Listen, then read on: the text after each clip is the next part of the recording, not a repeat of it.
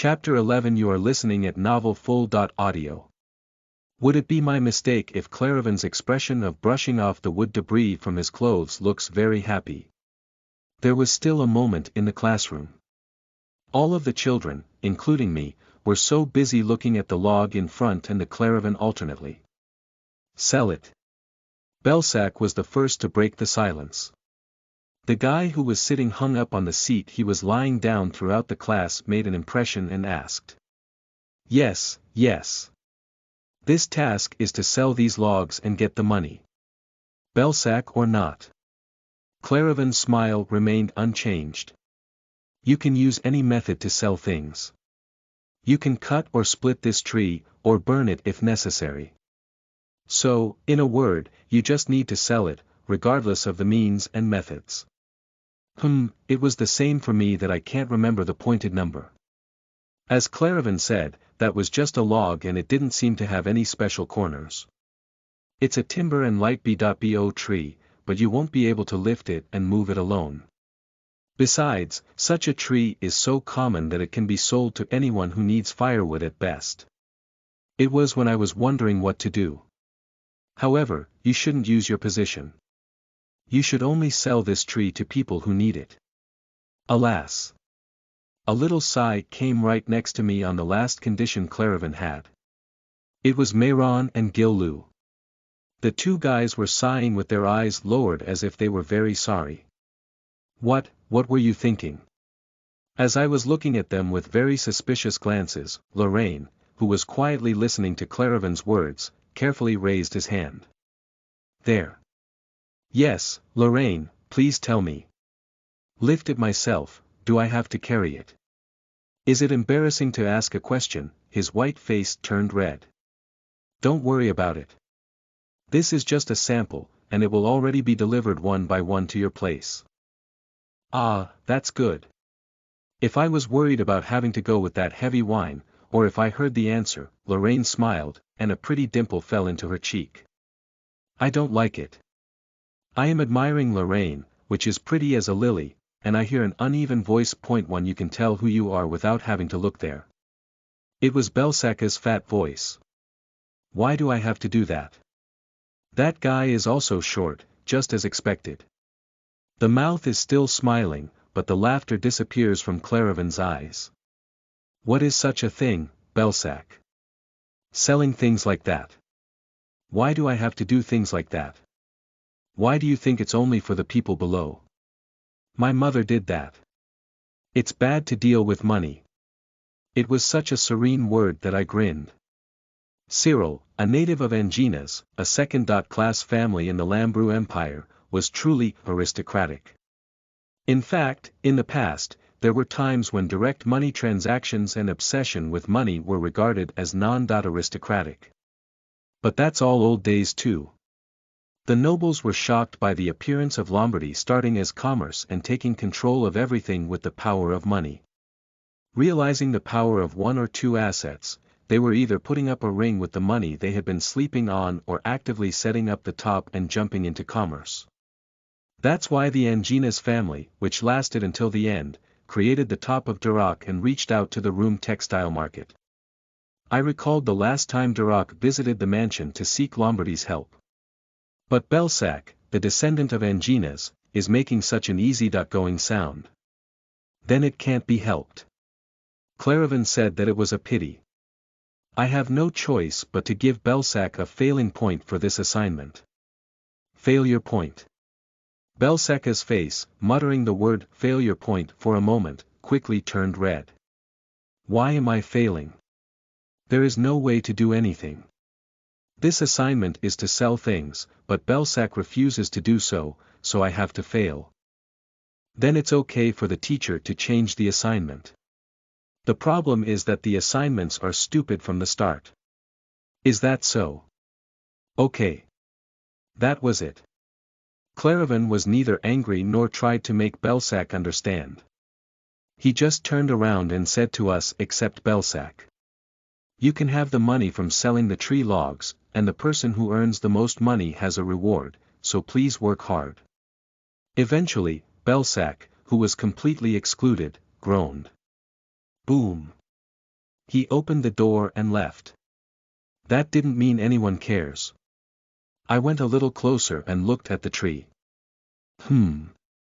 I wondered if there was anything I was missing, but it was really an ordinary log. Claravan said he could use any method. I squatted in front of the tree, stabbing the rough shells and starting to roll my head fiercely. Tree. Where can I use the tree? It was obvious that I would not receive a few pennies even if I tried to sell it as it is. If so, it means that you have to process it. The moment I thought about it, there was a flashing memory in my head. Oh, there was that person. The person who will make these crude logs reborn as artifacts. The man was now in Lombardy. The room that my father and I use is more like an apartment than a room. There is only one entrance door to this place, but there are 4 rooms connected to the space used as a living room and reception room. Compared to the place where the other brothers of my father live, it looks a lot smaller, but it is a perfect size for us. If my father doesn't mess with books all over the parlor like today. When I came out of the room, I was amazed at the messed-up living room, and I was standing far away, but my dad couldn't see me because he was immersed in what he was doing. Being careful not to step on the books on the floor, I went to my father's side and saw him drawing something hard. Dad!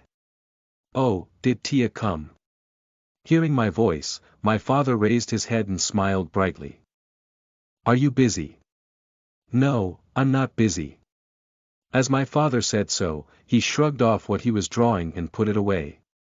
Even your daughter may be a little annoying if interfere you with what you were focusing on. Rather, my father hugged me tightly. Actually, I have a request for my dad. Oh, my Tia is asking for a favor. Dad will listen to anything. That's it. Please draw a picture. Drawing. Father tilted his head. Yes, what kind of picture would you like to draw? Flowers. Trees. Or cute animals. Grandmother's face. Grandmother's face. What I asked for was pretty embarrassing, my father blinked silently. Yes, I wonder what Grandma was like. It was my grandmother who died a few years before I was born. I saw the image in the portrait left behind, but that was all. If you knew my curious mind, I grabbed the sketchbook again, which my father had pushed back even though he was scratching his cheek. Well. The last time I saw her was too long ago. I don't remember well. While saying so, my father's hand moved quickly. Without hesitating a few times, the pencil in his hand moved like dancing on white paper. I quietly sat next to my father and watched him. There was only a crunching sound in the living room. Oh, this is it, wow. It wasn't a false cheer. When I saw the finished painting, admiration flowed out without my knowledge. The grandmother that my father remembers was smiling with a friendly smile. There were some light wrinkles around the eyes, and the tail went down, similar to my father. Although it was drawn only with black lines, I could feel the love for her son in both eyes. My mother was a very friendly person. The words were blurred as if I missed my father. Then he stroked the edge of the paper a few times with his thumb, then carefully pulled out a piece of paper and gave it to me. But why did you suddenly ask me to draw Grandma's picture, Tia? Well, I have someone to show it. Who? My dad seemed to want to ask more, but I rolled a piece of paper in one hand and jumped down from the chair. I'll come after playing outside for a while. I'll be back. Huh? Outside? My father, who seemed embarrassed for a moment, shouted out into the head of my back as he opened the door and ran out. Please play carefully so as not to fall over. I'm not falling, father. How old am I? In fact, does my father have the ability to read the future? One tuck. Ah. I exited the main building where I live and headed for my destination with excitement, but my feet got caught in the stone beak. Hey. The 7-year-old was able to squeeze as much strength and balance as he could and was able to squeeze it against the ground with his other foot and not fall, but the pocket he had tied to his waist fell to the ground. Oh, my snack pouch. I could see a grain of candy rolling out of the stubborn pouch. It rolled on the floor, but fortunately, it didn't get much dirt. I quickly picked it up and blew it off. No one sees it, but how is it? After confirming that there was no visible dirt on the surface, I threw it in my mouth. Hey! Looking at the side of the sound, two small heads fell far behind the wall. It was a familiar head. Come out. Even though I talked to them, it's still without an answer. Gil-Lu, Mehran. When I called their names, the twin procrastinated and approached me. However, the facial expressions of the two are strange. Gil-Lu stared at me, and the Mehran seemed to be restless. You ate what fell on the ground. It said that what fell on the ground must throwing away. Oh, you saw it. Why, what? Why do you do that? I was very embarrassed to find out to eat candy that fell on the ground, but I decided to go out confidently.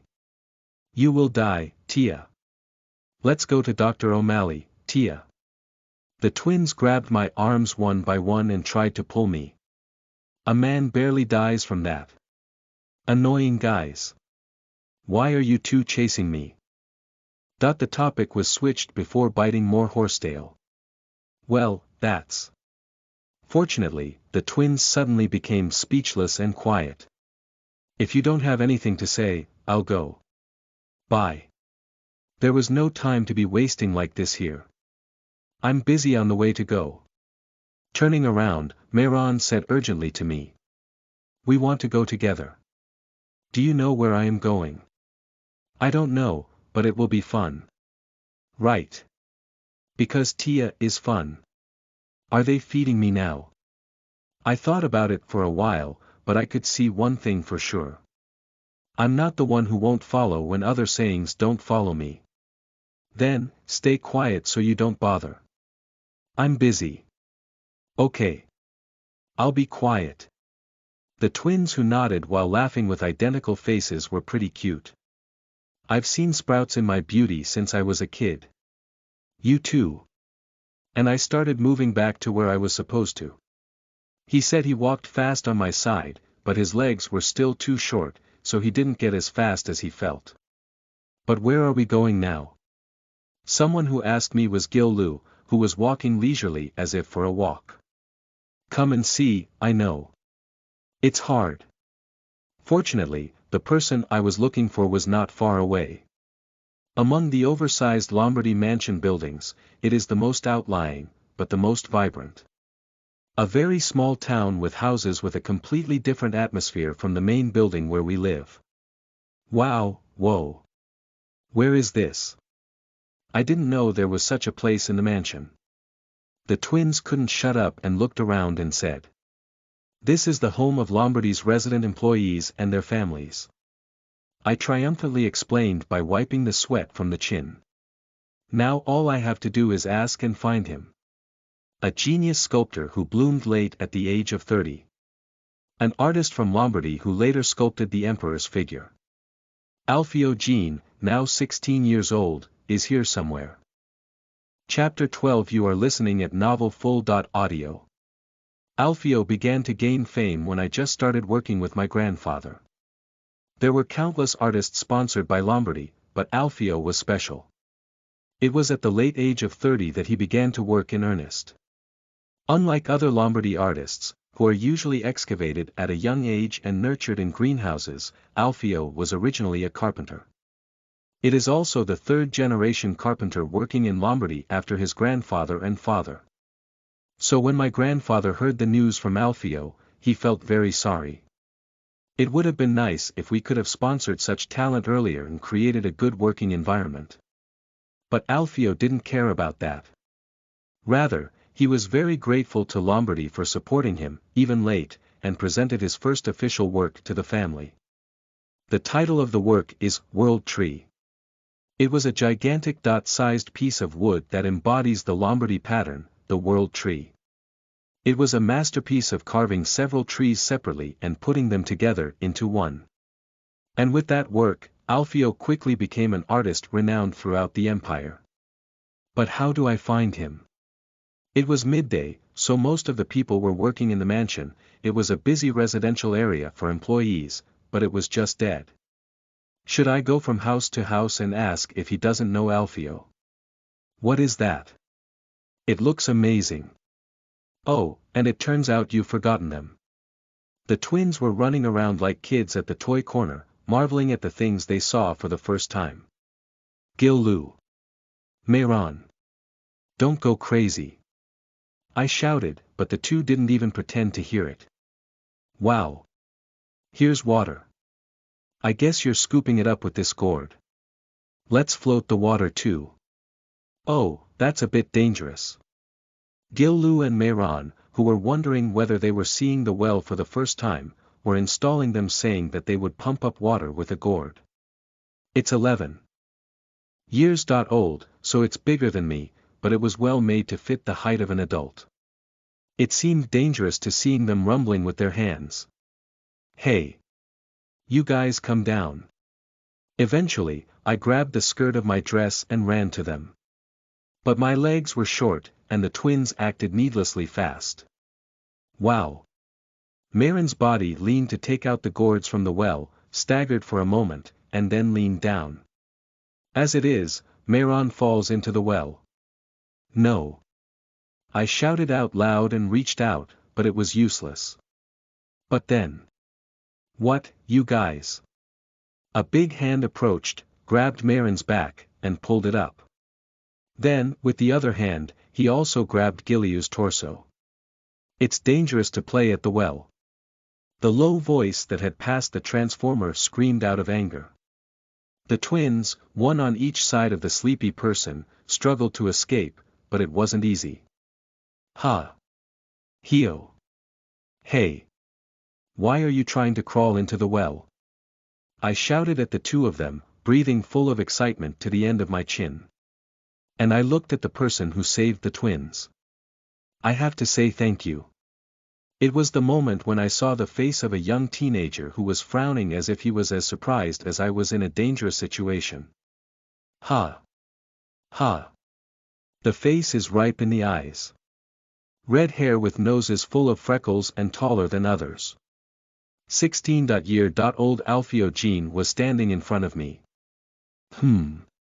Let's stay calm, calm down. I coughed to clear up my excitement and said to the young man Alfio. Hey, would you like to put those two down? Alfio looked down at me and soon put the twins down. Who are you? These are the faces I've never seen before. Yes, that's the first time you'll see it. I replied with a bright smile. My name is Florentia, this is Gil Lu, and this is Mehran. Kindly pointed them to one by one and introduced them.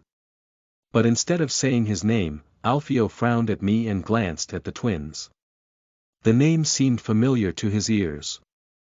Then, when he saw our classy clothes, his eyes trembled. Well, no way, it seemed to me, he realized that the three of us were Lombardy's direct bloodlines.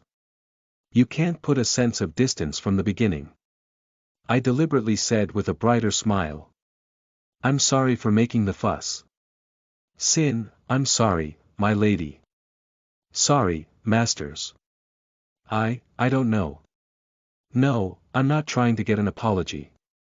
I tried to fix it later, but Alfio took off the hat he was wearing and repeatedly said sorry.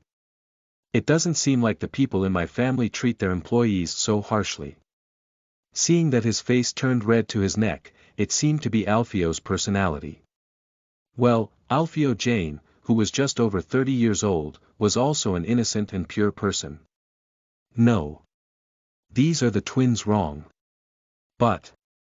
By the way, what's your name? I am Alfio. Again, I was right. Hey, Alfio. I'm sorry, can I get a bucket of water from the well? At my request, Alfio was a little embarrassed but silently poured water. The two playing with that water. Don't do anything dangerous. Playing with a gourd of water. It might sound strange. However, the 11-year-old twins sat down in front of a wooden log, just as I said, and frolicking in the water. Now, the disturber is also gone, so let's bring out the main argument. My father's name is Gallahan. You know. Oh, yes. So, I have a request. It was a very strange logical connection, but fortunately, Alfio didn't seem to notice. I heard from someone, and Alfio is good at sculpting. Well, that.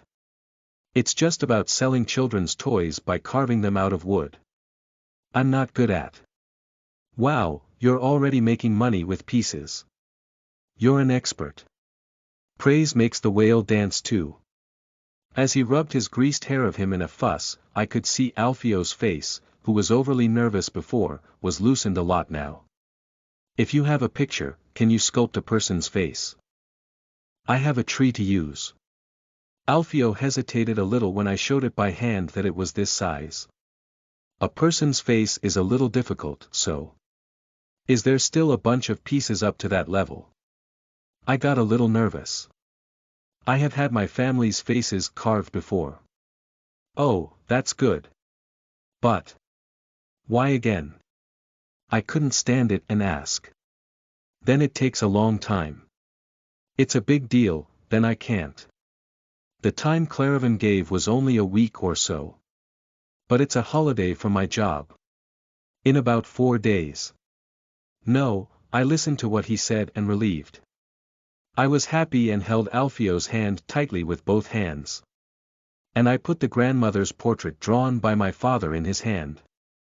I'll take care of your labor expenses. It was Alfio Jean's childhood work, so it would be difficult to convert it into money, but I thought it would take a portion of the sale price. No need, that's okay. No. It's a work that Alfio got through his efforts. It's better to get paid for it. As I spoke firmly, Alfio thought for a moment and immediately nodded. I'll be nice to you. Whatever what you want or something. That I'll do my best. Alfio said with a firm face. I was relieved by the trustworthy appearance. Now I don't have to worry about class assignments. I left it in the hands of Alfio Jean. Oh, but I forgot one thing. What is? The log you're going to use. Alfio has to take it. It's too heavy for me. Ah. I'm sorry, but the delivery is self-explanatory. After leaving the sculpture to Alfio, I had nothing to do for about 2 days. All that was left was waiting, so I spent time watching my father making a book or going out to play in the garden on a good day. The twins came to play this morning, but I sent it back saying no. The two were grim at my sword-like rejection. But I have an unfortunate feeling that they will come again tomorrow. Tia. Dad has finally finished the book. As there are already a few books written in this way, my father cried out as if he was still happy. Wow. So I cheered together, raising my short arms as a child. Oh, our cute Tia. My father stroked my hair with a happy smile. Show me the book that father wrote. I was curious about the book that was completed by saving time to sleep and immersing myself in drawing one by one, then transcribing it. After all, you are like me and like books. Okay, let's see it as we pass one by one from in front of us. My dad sat me on his lap and held the book with a period in his hand.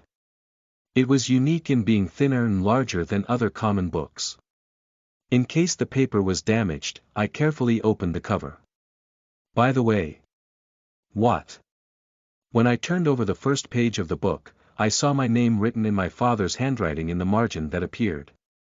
Always waiting for the day to match Tia's first debut dress, my dear daughter. 6. It was a sentence written by pressing one letter and one letter.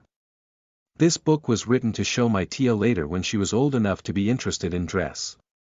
Said my father, kissing my head. It's not in depth, but you'll know what dress was popular from generation to generation in the Lambrou Empire. Originally, fashion is spinning around. I couldn't say anything. Every time I flipped over the bookshelf, I felt more upset and upset. As my father said, this book was made only for me.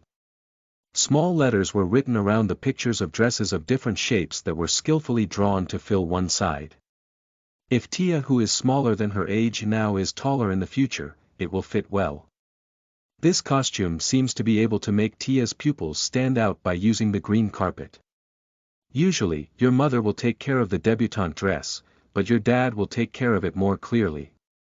Don't worry, okay, originally, I didn't have a debut.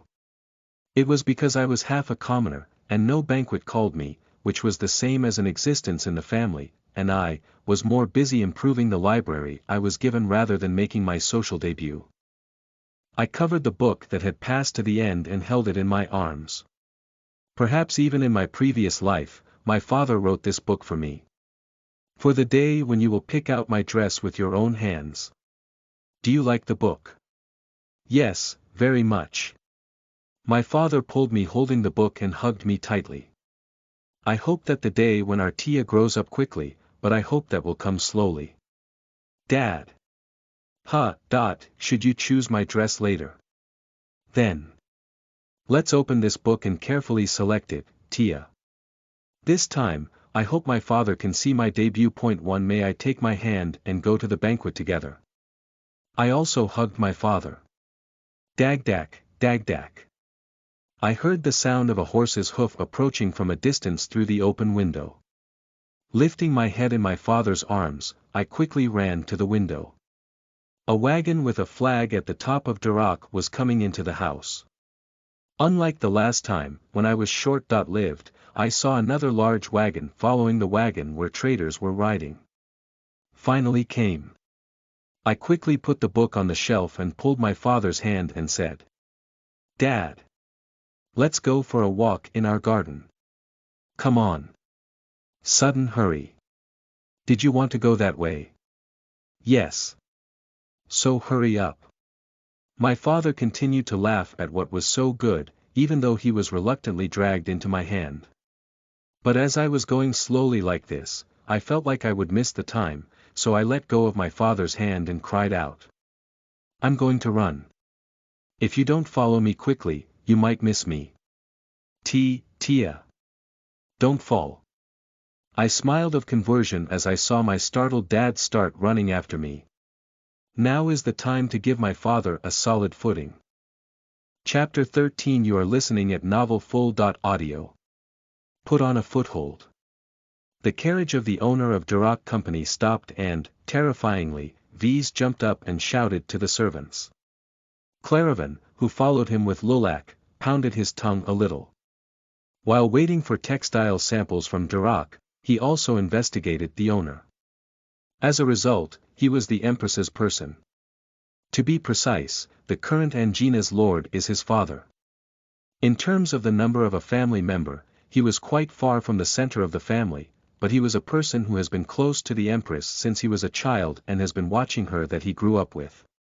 However, V's situation was excessive.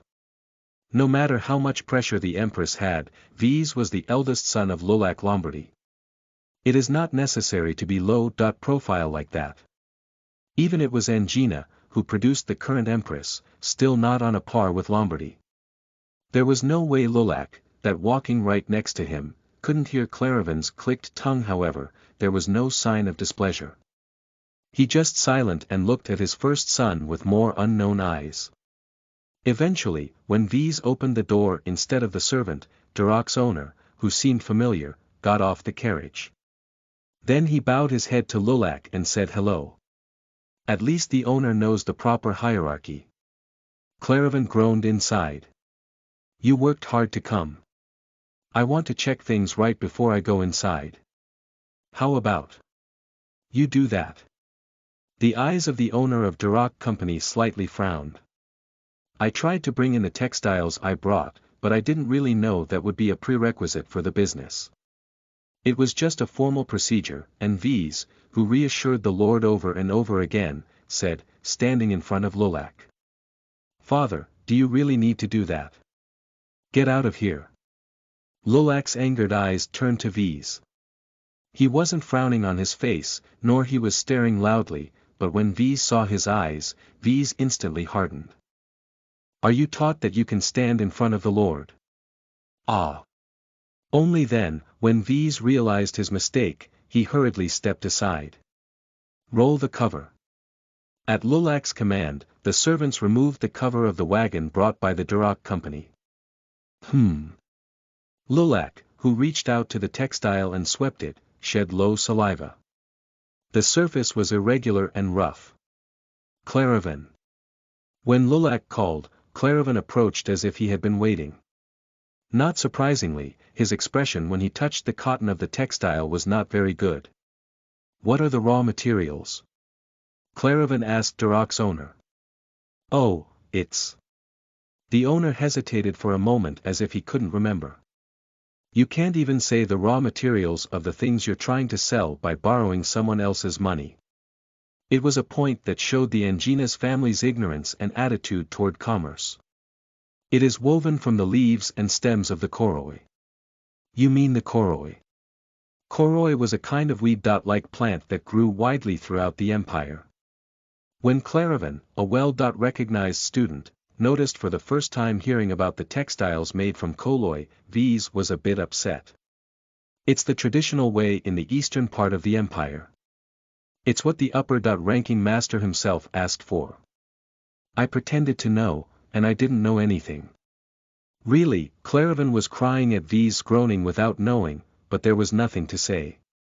Textiles weren't a field he knew much about.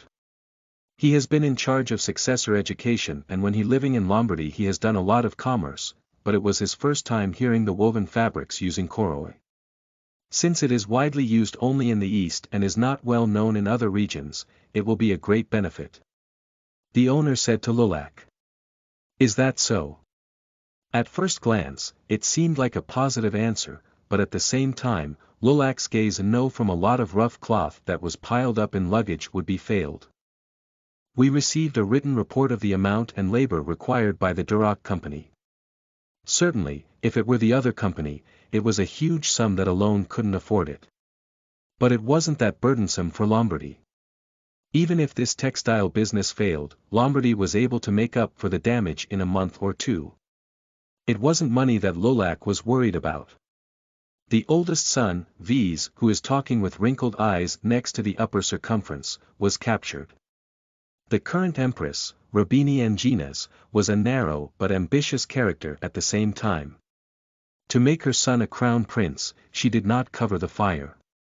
The Duroc company, which was made quite urgent, lacked funds to bribe the aristocratic council, so it was going to be done to raise funds. However, if for any reason this business went wrong and the empress was not financially satisfied, it was clear to whom he would blame it. V's thinks if he does this, he can get closer to the empress's side, so he will stay like that. Lulak finally made a decision. This textile business will be a test for not only the empress but also for Lulak. V's. Yes, father. This textile business. It was just before the words, I will leave it to you in the future, came out. Beyond the wheel of the wagon, a small brown dot-colored head rises, and there is a voice again and again. Wow, it's a fabric that makes clothes. 4 people standing in a hard atmosphere looked at them at the same time. Florentia. Lulak muttered in surprise. At that grandfather, Florentia smiled brightly and said in a louder voice. My dad knows this very well. Looking at the people who were surprised by my sudden appearance, I showed a more childlike, innocent smile. How did you come here suddenly? Grandpa asked me, lowering himself slightly. I went for a walk with my dad. But I just ran because I saw my grandfather. I came to meet my grandfather, but there was no grandfather to hate. It was also said that a young granddaughter ran wildly. Not surprisingly, I could see the tail of Grandpa's mouth pointing upwards. Thank you, Florentia. But running around is dangerous, so be careful in the future. Yes, Grandpa. My grandfather patted me on my head, but V's, who was displeased with being disturbed, said to me, shaking his hand as if chasing a fly. Adults are working, so go away and play, hurry up. But I shrugged off such V's and asked my grandfather. But what is all this? There are so many identical fabrics. This is a cloth made of grass called koroi. I was talking with the adults here and wondering if I could make money by selling this to people. Ah, that's right. What makes money? This business is ruined.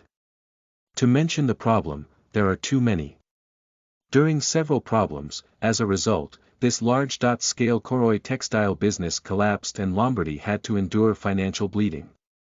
Now I step out and say, don't even start, let's fold here. I might say that, but that wasn't my job yet. Oh, huh. Tia. What if you run alone like that? It's my father's job. I said, looking back at my father with an innocent face that I knew nothing. Dad. Grandpa sold this fabric. Hook, who? I'm sorry, father. Tia, you shouldn't disturb the adults talking. Let's go over there and buy a book.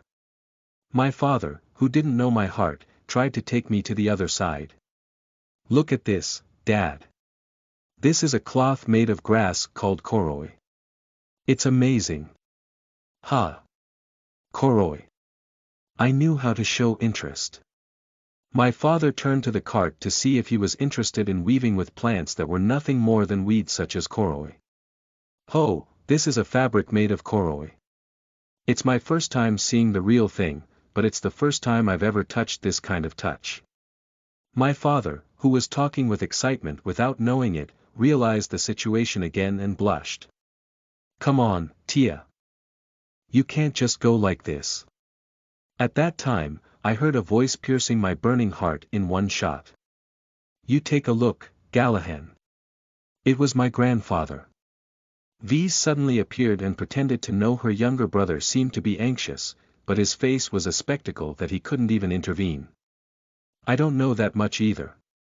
Other than that, in the eastern part of the empire, this koroi plant was woven and used for about 100 years. It's easy to make and the ingredients are available right from the mountain, so it's a textile that commoners love. Commoner. However, the reaction from the owner of Duroc was a little strange. When my father told him that the koroi cloth was mainly used by the common people, his face fluttered.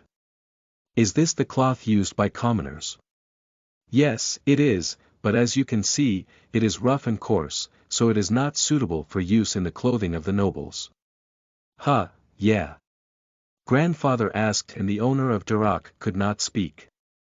Why are you, sir? The one who informed me said that this textile is a favorite by commoners and nobles alike would make use of it often. So I tried to do business with the nobles. Don't you say you got it yourself a little while ago? It's, a person that I know so well, say that it is different, you seem to have been cheated by someone you know well. The face of the owner of Duroc, who was embarrassed, turned red. But there is one downside from koroi textile. Once harvested from plants, there is a kind of shelf life. Too. Father lifted the bottom of the hem piled with layers of fabric and kicked his tongue. The woven fabrics in the middle had a sour mold. The finished koroi cloth is vulnerable to moisture. It seems like this was the case during the rainy season a while ago. Ha, my God. The owner was unable to hide his frustration. Of course, it will be useless. Because he found out that all the business plans he had been ambitiously prepared for, were useless. At that time, my father, who was thinking about something, said to the owner. However, even in the territory near the direct jurisdiction, koroi is growing enough, so if you procure materials without bringing it from a distance, there will be no big problem. Oh, is that so? And if you're really going to do this business with nobles, try mixing with cotton when you're weaving. Cotton, yes. Actually, koroi is not a very bad material. It is good that you can save a lot of costs. So, if you mix with the cotton it will be saved from the raw materials by investing a little in the manufacturing, you will get a very cool and soft textile. Ho, that's the way it is. As if seeing a sound of string descending from the sky, the eyes of the owner of Duroc toward my father shimmered. But blending cotton flannel with other raw materials is a fairly advanced skill. Be sure to select the weavers with the right abilities. Oh, weavers. The owner really blew his eyes as if he didn't know anything about this area. Our Lombardy's Textile Workers Guild will be able to do it well. Of course, that should increase Lombardy's distribution to the profits of the business. Claravan intervened in a good time. How much do you think? Considering the salaries of Lombardy craftsmen. When Claravan and the owner of Duroc started a bargain, my father took my hand. I was trying to get out of my body quietly. Galahad, you are in charge of this business. Even though my grandfather's tremendous order caught my father's foot. Oh, father. V's almost screamed. He could not let the business he had been nibbling hard at was taken away by the youngest. But Grandpa's attitude was very firm. But I don't know much about business. It's out of my abilities, Dad. My startled father said that he was going to refuse, but my grandfather asked the owner of Duroc in a relaxed tone. It looks like you need an advisor who knows well in this field. It was a case that I'm in trouble because I didn't have any knowledge about textiles. If young Lombardy can help, I'd be reassuring. V's acts like a servant in the house of others and changes his attitude by saying that he is a pride of his father. If it's about business, I'll give you the strength you lacking at. Don't worry too much, Galahad. Claravan, who has a bad relationship with V's, also offered to help my father. My father, who hesitated for a moment, looked down at me and holding my hands. You can do it, father. I said with as much light as possible. You can help him. That's cool, Dad. My words were the final blow. My father, holding my hand tight to see if he had made up his mind, nodded to grandfather. I'll try it once. I barely put up with what I wanted to shout while jumping on the spot. If it was my father, he can make this business successful. As the underlying problems will disappear, both Lombardy and Angines will be able to make big money, and there will be no fools who can hinder the business of the two largest families in the empire holding hands. Benefit. Except for an idiot like V's who is working hard on his teeth here. But as long as my grandfather lives, there is nothing he can do about it. If you try to ruin a business with money from your family because of jealousy, my grandfather won't be stand. Dad, it's cool. I stood quietly, muttering these words so that my father's ears could hear them. There is something I know for sure after living in the future. As Lombardy is interested in the succession to the throne, the Empress is also a person who has a great interest in who will inherit Lombardy's office. Until now, the eldest son was the most prominent, but there was no imperial noble who did not know that V's was not brilliant. V's and his family are attending the dinner held by the Empress and the Emperor every month in the imperial palace. At least once on the attendance list, I'm sure it will be Galahad Lombardy and his family, plus and in the imperial palace, there were people who I must meet as soon as possible. The person who was born from a maid was an illegitimate child of the Emperor. I have to keep him by my side to succeed in the Lord position. Second Prince Perez Brivicio Dorelli is in the imperial palace. Chapter 14. You are listening at NovelFull.audio. A few days have passed since the project to build my father's solid foundation was successfully completed. Koroi plant always grows well except in winter, but these days, right after the rainy season, the stems are the strongest period, so my father suddenly became busy. Since he went out early in the morning and came back late at night, I had more time to be alone. My father was very worried about me saying he couldn't be with me, but on the contrary, I was very happy because I had freedom of action. Even on a day like today, I can do what I have to do without having to explain it out loud to my father. I was waiting for Alfio on the stairs of the main building, which was quiet because no one was going around. Alfio. Here it is. Alfio, looking around at my voice, found me and ran over there. Mississippi. Alfio's hand, approaching with a happy smile, held an object wrapped in cloth. That's it. The size of the sculpture done by Alfio was actually quite large than I thought. It was the volume that did not decrease from the log that was first given as material. It would mean that the sculpting went smoothly without any discarded parts. I haven't seen the finished version yet, but I've already tried to see laughter coming out. Can I see it? Yes, of course. In my words, Alfio put the pieces down in a suitable place and carefully peeled the fabric off. Whether they used what was at home, or rough cloth, as this fabric fell through from the sculpture, and the wooden statue appeared. Wow! I couldn't take my eyes off the statue for a while. The material was only a common wood. The common wood now reborn as a work of art in Alfio's hands. I did a good job entrusting it to this future genius artist. When I said nothing and looked at the wooden pole, Alfio couldn't. Are you sure you don't like it? Yeah. No. I don't like it. The pieces are so pretty I forgot to talk for a second. Thanks, Alfio. When I spoke while holding Alfio's right hand with both hands, a smile appeared on his face full of freckles. Thank you for giving me a chance, Mississippi. I really wanted to tell you this. Thank you to me. Is there anything I should be thankful for? If Alfio hadn't taken care of the sculpture, I wouldn't be able to give a gift like this to my grandfather. But Alfio shook his head at my words. It's difficult for me to get these good quality logs. It was an invaluable experience to sculpt with good materials. Alfio's hand, with calluses, stroked the statue. It was as if it was reminiscent of the process of work that was fun, and there was a soft smile spreading around my mouth. And you trusted me. Alfio's gaze and my gaze met. Do you know what this statue looks like? At my question, Alfio flinched as if he had caught a secret, but nodded softly. My father saw me doing sculpture in the room. At first, I was very upset. I knew who this woman was, and did I dare make a sculpture? Ah, Alfio's father would have known my grandmother. Although you understood that it was a young lady who told you to make a wooden statue. The cloth that Alfio had taken off was again covered over the statue and carefully wrapped. It was a touch that seemed to treat a treasure. Right. This statue is of a deceased grandmother. And I'm going to give this wooden statue Alfio made to my grandfather as a gift.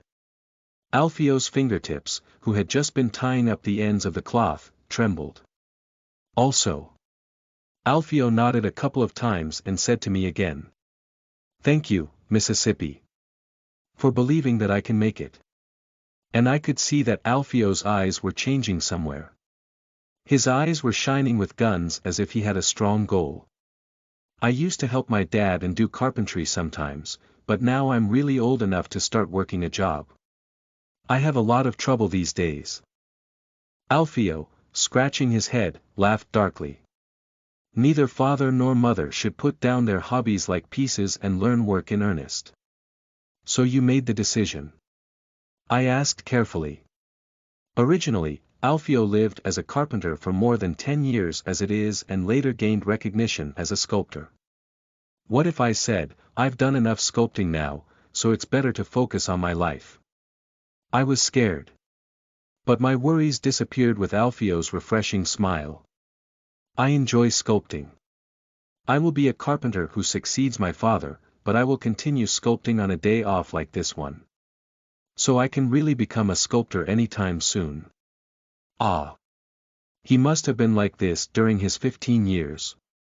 It wouldn't have been so easy. While working hard as a carpenter, he does not take a break on holidays and also holds a sculpting knife. It was impossible without really loving sculpture. For such a long time in silence, waiting for the day when his work will shine.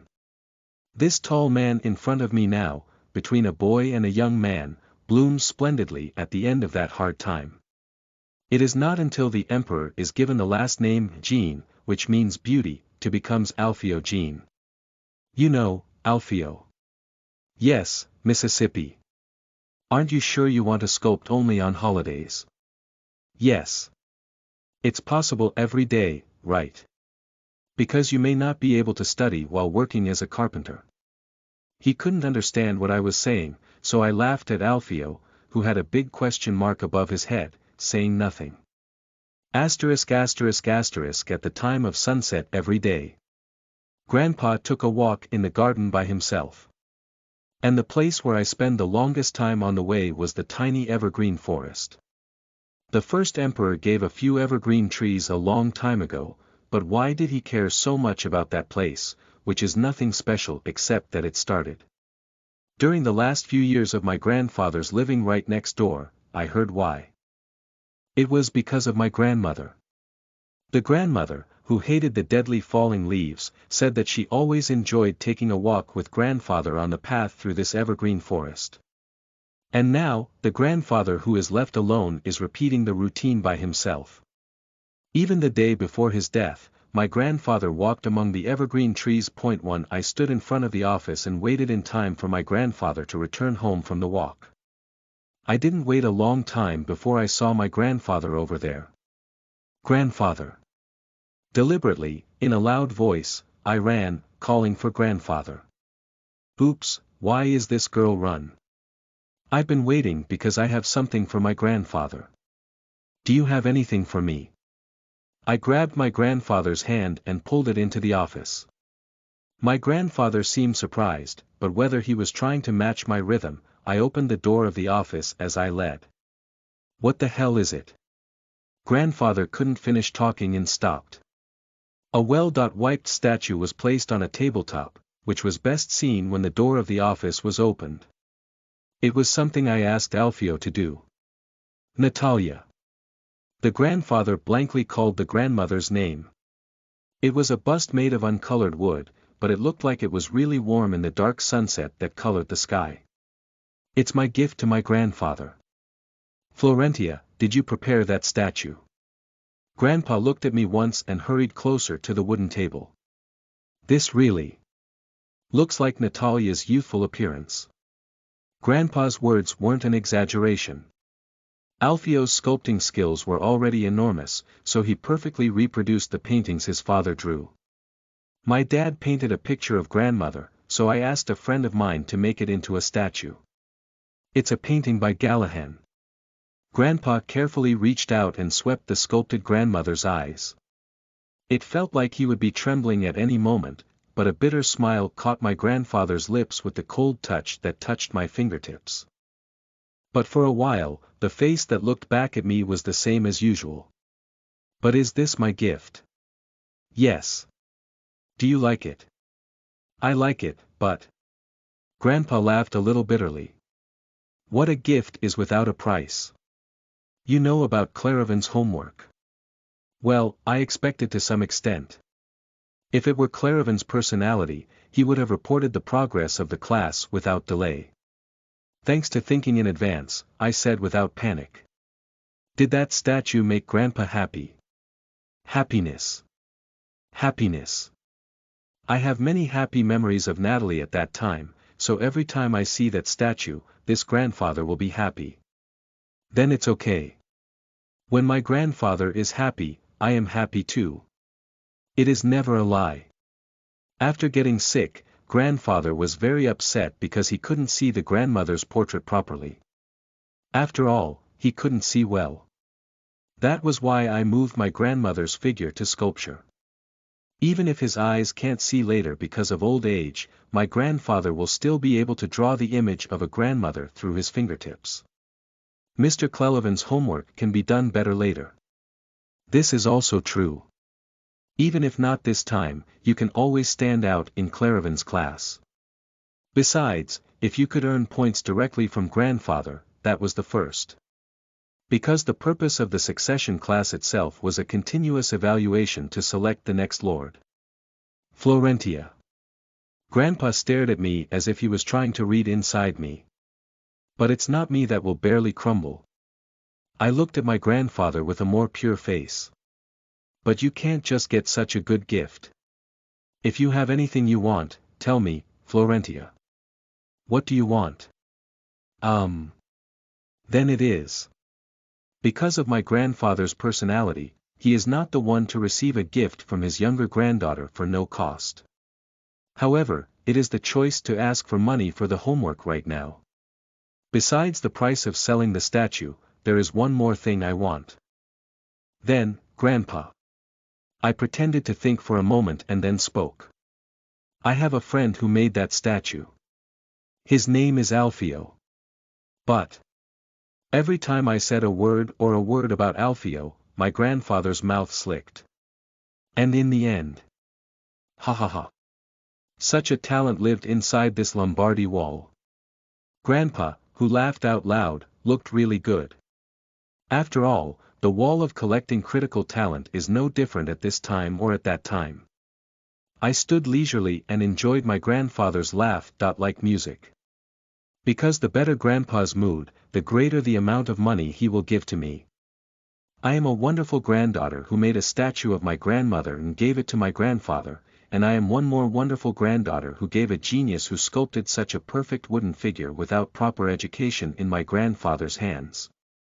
There is no way my grandfather will return such a wonderful empty-handed. And I said that I would not refuse money from adults. The day of the class, when you can see the result of the assignment, is back. Arriving early in the classroom, I stepped through the door and looked at the children's faces one by one. The twins looked at me and stood with the usual fat expressions until they ran away, and Belsac looked very tense without knowing. What was surprising was Lorraine. His face was full of expectant blush with a small pocket of coins. "Hi, it's Lorraine. It's Florentia. You have a pretty brooch on your clothes today," Lorraine said, pointing to the green brooch on my clothes. "Yes, I like it too. Thank you." While we were saying hello, Claravan came in and class began. "Now, shall we take a look at the result of the assignment?" Belsac did not carry out the task as he said. It's because they make the words and actions consistent in such a useless place. And, as expected, the twins said they sold the barrels as firewood to the servants. Many times they declared that they were really in need of firewood and never touted them. "And Lorraine, you said you made it with charcoal and sold it in the smithy of the mansion." "Yes. So, I had to give some money to the servants who helped me with the work. So I have this much left." There were 15 coppers, a fairy tale, in the pocket that Lorraine put out.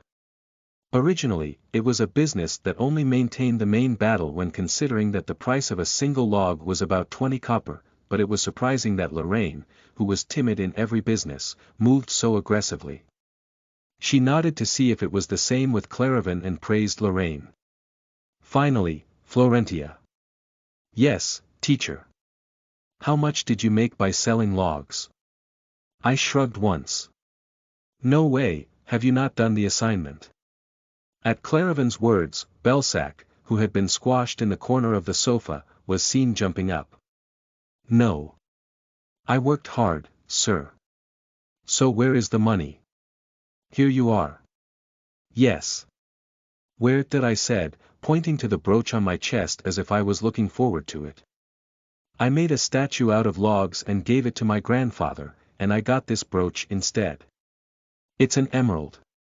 It's also very thick and expensive." This time, Claravan's face was also bright. I leaned against the back of the chair while enjoying the winner's slack for a moment. Of course, I am not the only one who has good things. Grandfather gave Alfio, who made the statue, 10 silver for his expenses, and at the same time gave him a family scholarship and an opportunity to study under a famous sculptor.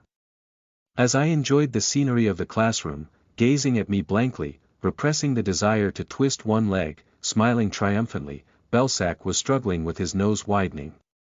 I deliberately lifted one corner of my mouth so that only Belsac was visible. As a half-blood, he said I was lesser and lesser than my cousins. He laughed at me saying that I couldn't live as noble because I couldn't even learn properly and that I had to move my body and work as a commoner. In the end, he mocked me that I have to live and die like my poor mother. So, keep feeling in the future, what kind of thing will be pushed out by that half. How it feels to be robbed of things you thought were yours. Point 1 It's just the beginning. Chapter 15 You are listening at novelfull.audio. The Lombardy descendant gathered in the Lord's office.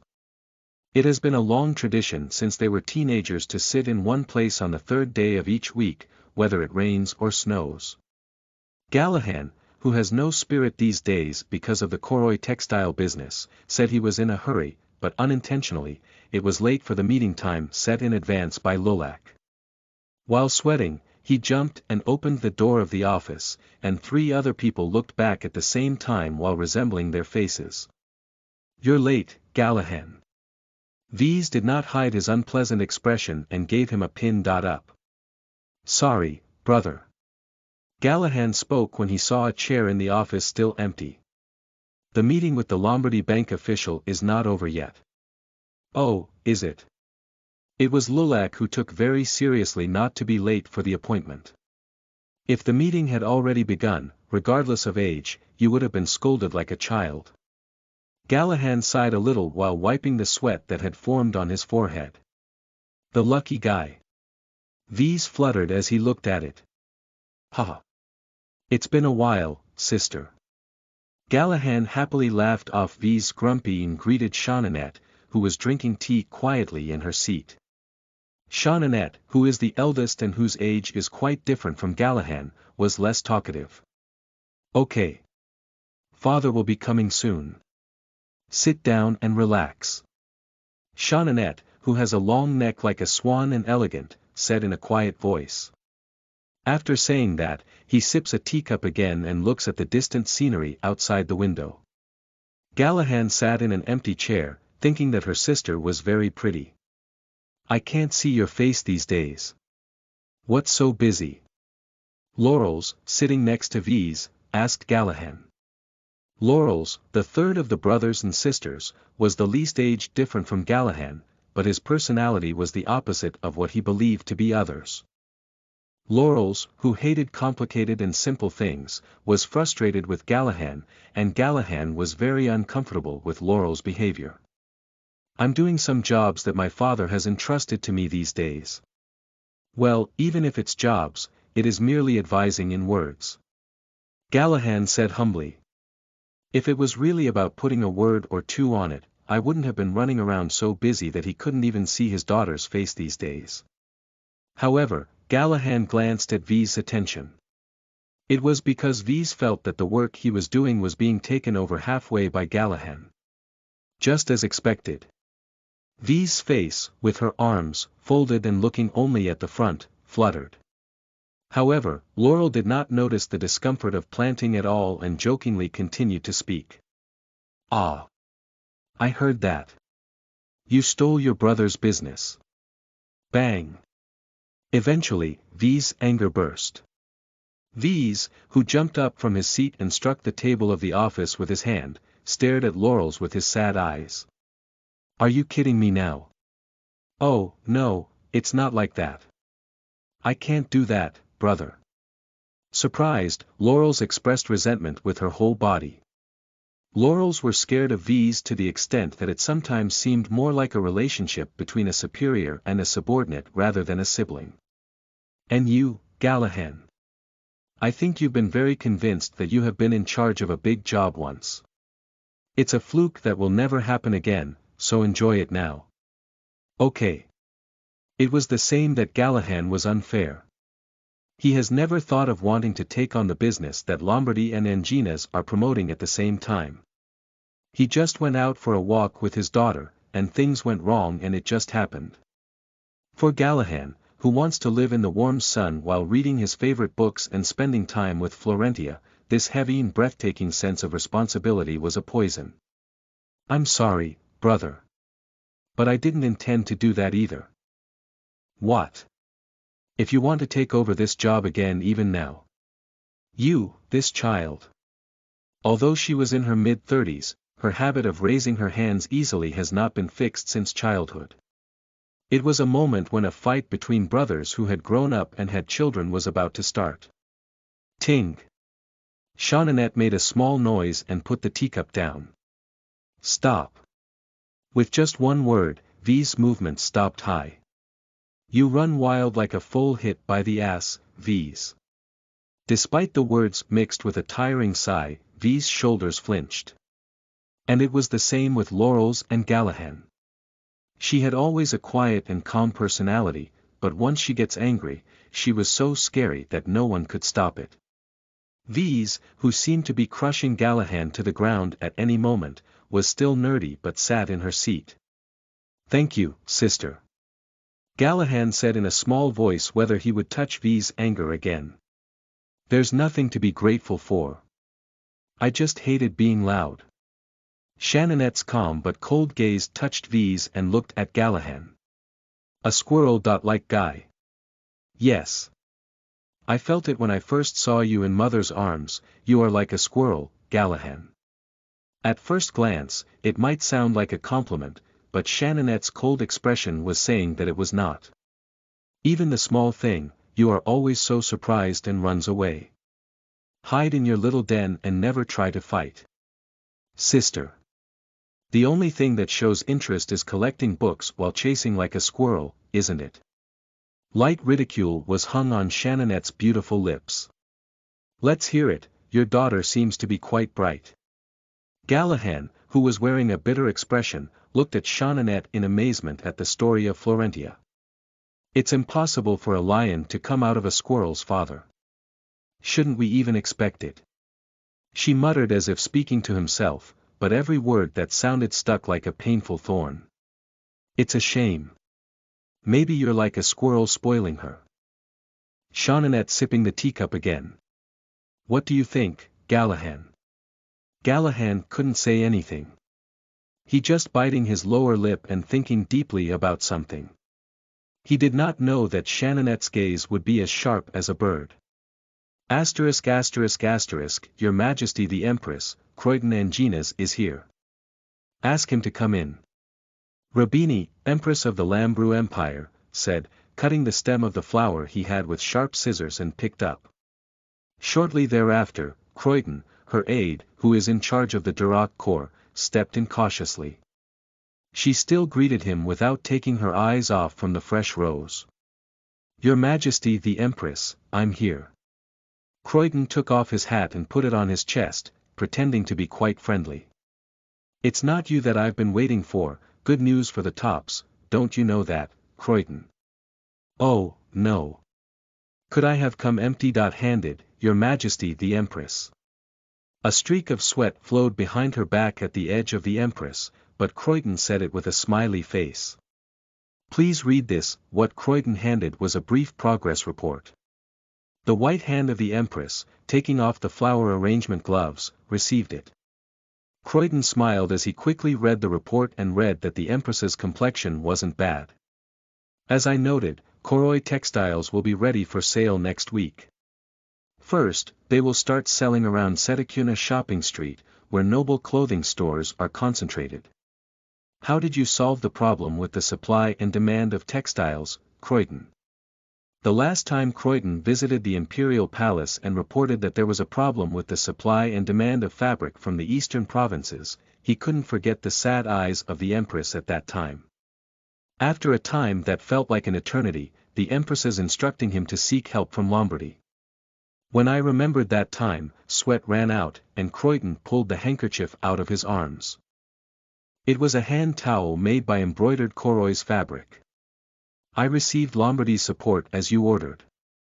Fortunately, Gallahan Lombardy is very good at textiles and clothing history." Gallahan. Again, the Empress, wearing flower arrangement gloves, looked at Croydon for the first time. "Not V's. What else did he make a mistake?" Scared, Croydon shrugged his shoulders. "Yes, it is. Originally, I was going to proceed with V's, but that's it. Because he doesn't know much." "If it's a Gallahan, are you referring to the youngest?" The Empress, recalling the name Gallahan, located in the corner of Lombardy's family tree, raised one eyebrow. "Yes. He's a very educated person. Honestly, it's incomparable to V's by looking at his head. In addition, because V's is missing, a person named Claravan, an affiliation of Lombardy, actively cooperated to make things much easier." "Should I even know that kind of miscellaneous thing, Croydon?" Croydon's words disturbed the Empress, so he stopped talking. "Oh no. Of course, leave this to me, Your Highness the Empress. Croydon quickly bowed, and the Empress picked up the next flower. It's not V's, it's Gallahan. It's pretty interesting. The Empress smiled strangely as she recalled the face of Lulak, who couldn't understand. Point 1 Although the law was for the firstborn to succeed in the family, it was a law that no one obeyed. Not only the imperial family but also the fairly large aristocratic families. A bloody war broke out over the succession structure. Rabini didn't like it very much. Snip. With a creepy sound somewhere, the leaves of the rose that Rabini was holding were cut in half and scattered one by one. It was because she remembered the humble thing with the red dot-colored eyes of this rose, and she hated to see the flower. Point 3 The Empress, who put the flower arrangement scissors down on the table, asked Croydon. Does Gallahan have children? Yes, he has a daughter named Florentia. Gallahan once said that she will be 8 soon. It's a daughter. That's right. If she 8 years old, that's not bad. Yes, is it? Croydon, who couldn't figure out the Empress's heart, simply spared her words. Today, Astana went to Lombardy to meet V's son. I have to ask when I get back. When she remembered her beloved son, the Empress said with a face like a flower in full bloom. Doesn't he need a partner? His smiling lips were redder than the rose that had been cut off in a mess. Asterisk asterisk asterisk. Hey, this is a hide and seek game. This time, I'm going to do something special, so you hide. Wow. It's the first time you try it. It's gonna be fun. Exciting, exciting. As I watched the twins clench their fists and roll their feet, I smiled of conversion. They don't know anything either. If you don't get out of the main building, you can hide anywhere. An instead dangerous place like the last well, it's a room without people, or a place where the lid is closed and you can't see it at all. Okay. Okay, now counting to 100. I said, putting my face on the pillar. Let's go. 1, 2, 3. Yeah. I could hear the 2 footsteps moving in the same direction or even further away. After all, the twins hide at the same time. Thinking it would be easier to find later, I kept counting. 10. 11. Oh, it's a break. It's a little comfort now. It's gone far anyway, so you won't be able to hear it. They come in the morning and go out together because the twins used to play in groups. The twins won't bother you anymore if you play with them. Like I said, if you can play with them they won't fuss. So what I came up with was hide and seek, a game that young kids must be genetically enthusiastic about. It's nice to be quiet. I can't be so loud because I don't have a chattering voice. I lay down somewhere for a while, then walked in search of a sunny place to go catching the twins. On the way from the crowded main building to the quiet annex, I saw a little boy standing alone. He was a boy with dark blonde and immaculate skin. Who is it? It was a strange face that seemed to be about Belsaka's age. In addition, the behavior of looking around or wearing clothes did not look like the children of the employees. If he was lost, I was in the middle of approaching the child with the idea of helping. He took off the hat he was wearing and threw it on the ground and then stepped on it with his shoes. It seemed familiar to me that he hadn't done it once or twice. I stopped walking with little distance left from him. I don't want to get too close. His instincts were ringing a bell to tell him to return. I just have to go find the twins like this. I was just about to turn around, thinking so. Somewhere, a big breeze whirled and blew, and the hat the little one stepped on flew away to the lawn. The guy, who seemed embarrassed for a moment, looked around and found me. Point 1 and said. There you. Pick up that hat. What? Is this a deaf girl? I told him to pick up my hat. What else is this? I said, feeling an obligation to purify the stubborn character that was about to explode in boiling heat. You use it and you throw it away by yourself, look like Belsac. That's the worst curse I've ever known, using the stubborn word, boy. However, he frowned on his smooth face, so he said in a subdued voice. If you go and pick it up now, you will live.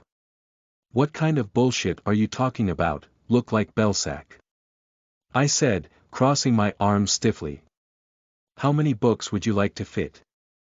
That's the direct effect. The ugly bitch talks too much. Is that impertinence and arrogance of unknown roots a peculiarity of aristocratic boys? Belsac speaks just like that.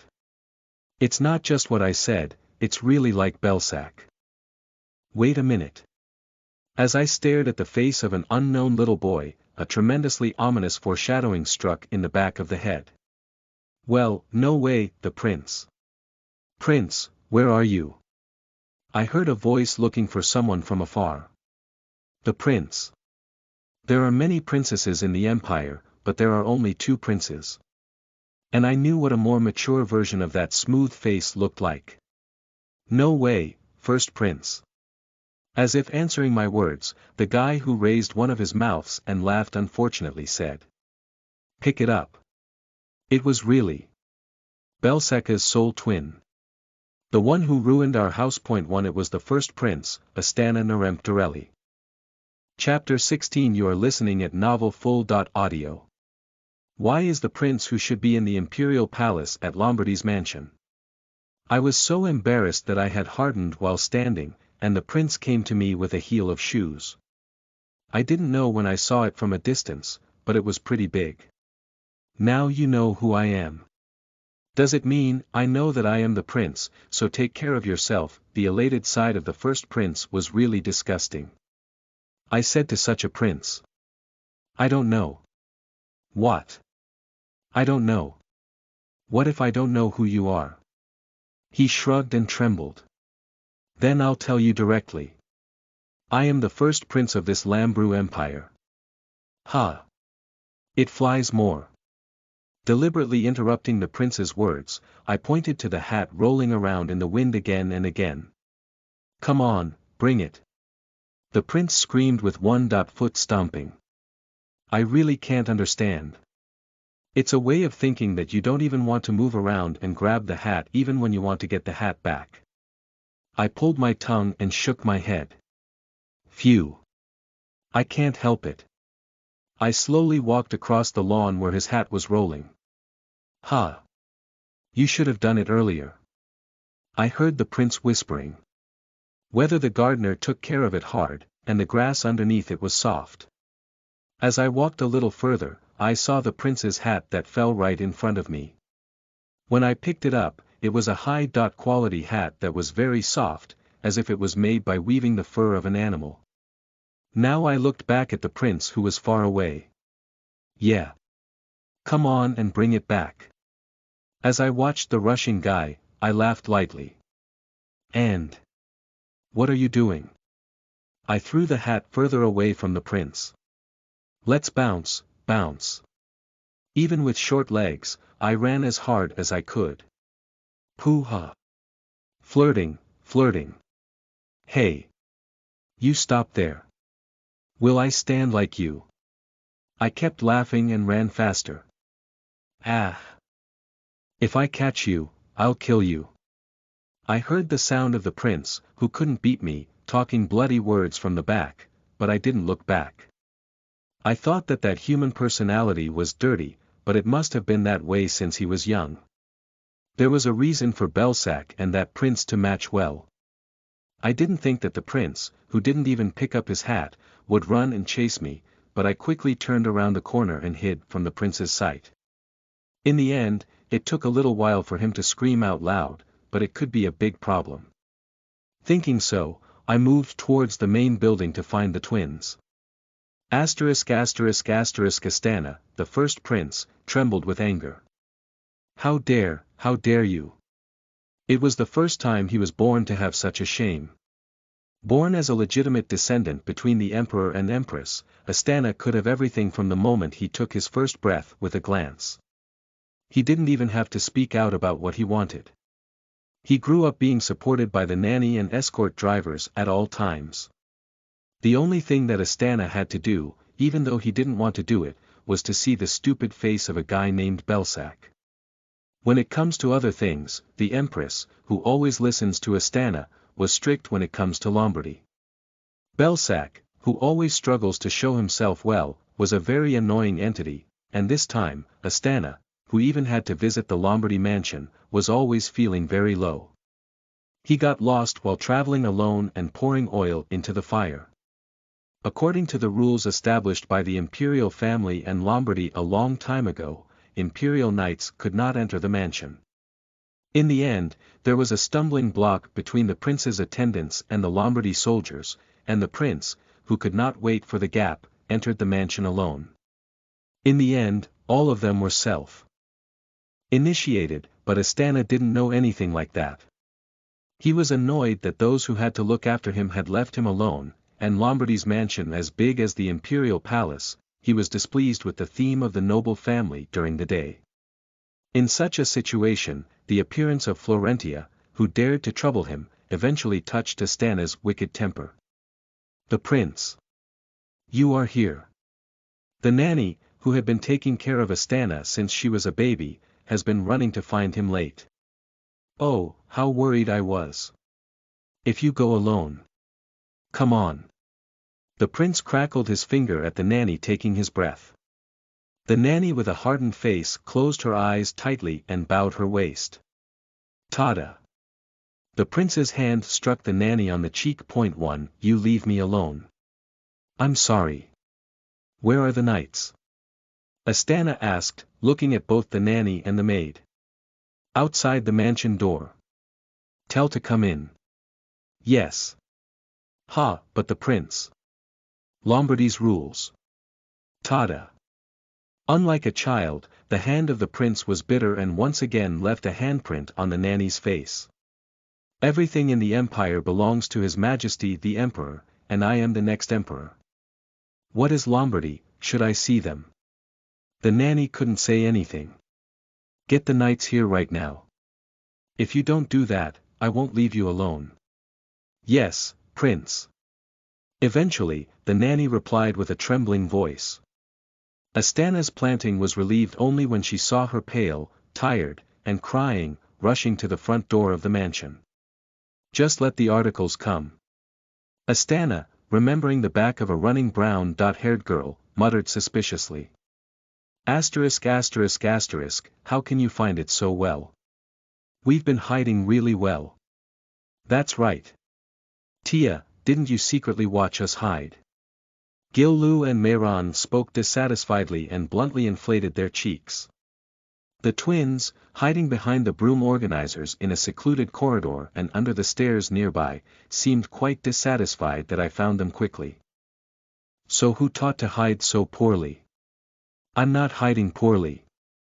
The twins shouted, expressing regret with all their bodies. "This isn't fun." "I also." "Sure. Then shall we go and read the book?" "Chai, book." At my suggestion, the two urgently exchanged eyes. "No. This is fun, Tia." "Yes, let's keep playing hide and seek. Simple guys." However, it may be clear that he likes and dislikes, but Gil-Lu and Mehran are not bad kids. Compared to Belsac and the first prince, the twins are angels. The library would be great. The twins of bad souls will never come to the library to read. Well, what would you encounter if you had a good look at this spacious Lombardy mansion? I remembered that the first prince was on the side of the annex a while ago, so I took Gil-Lu and Mehran downstairs to the main building. There are so many places to hide here, okay? Yes, good. Unlike the upper floor, it was a maze-like and complex first floor. The twins whispered and discussed where to hide, then giggled. It seemed like I had a good idea. "Now, then I will count up to 100 here." Two men walking from the other side of the corridor where we were standing caught my eye. Wearing a sword around his waist looked like a knight, but he wasn't wearing a Lombardy knight suit. A knight belonging to somewhere must have the pattern of that family. What is it? Unless they are those who have to hide their identity. Then an idea came to my mind. The prince's escort knights. The prince deliberately pretends to be an ordinary nobleman outside the palace. It was for safety reasons. Therefore, even the knights escorting the imperial prince take off the conquest of the imperial knights and wear casual clothes. And behind them were 3 Lombardy guards.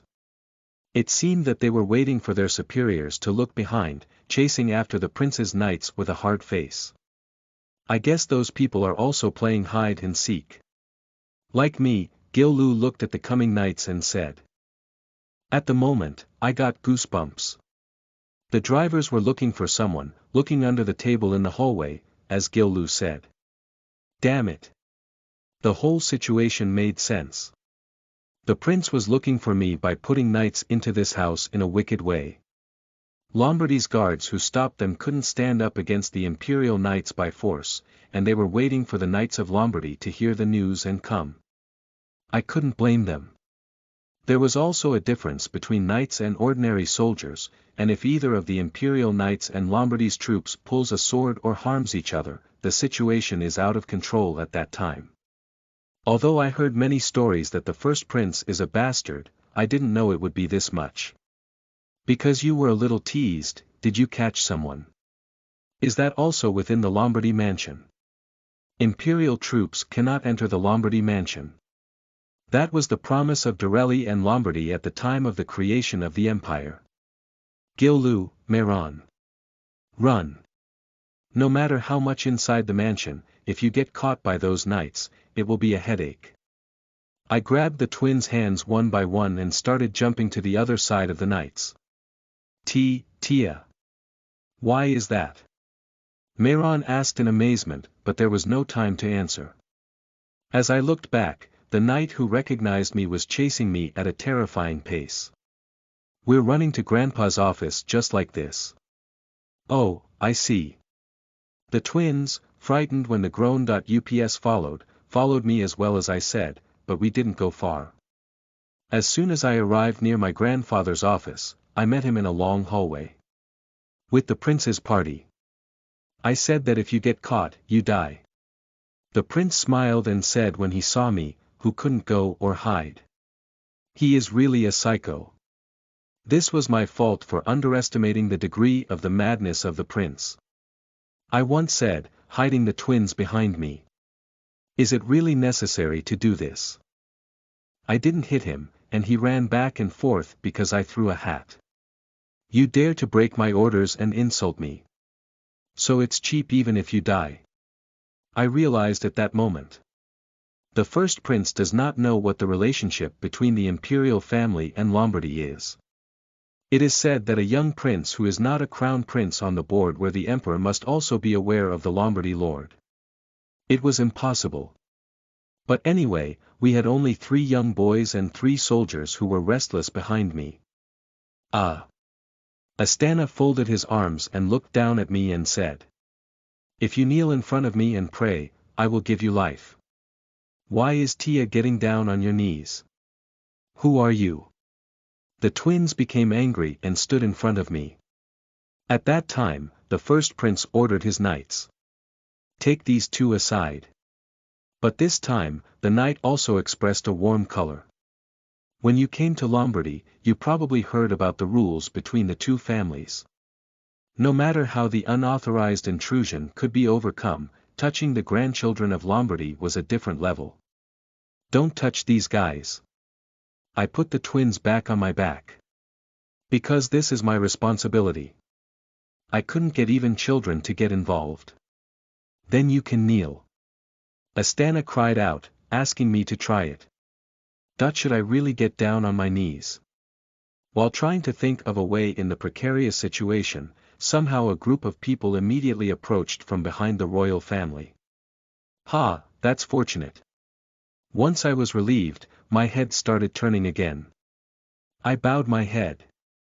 And within a few seconds, when I looked up again. Tuck. Tears like rain fell on my cheeks.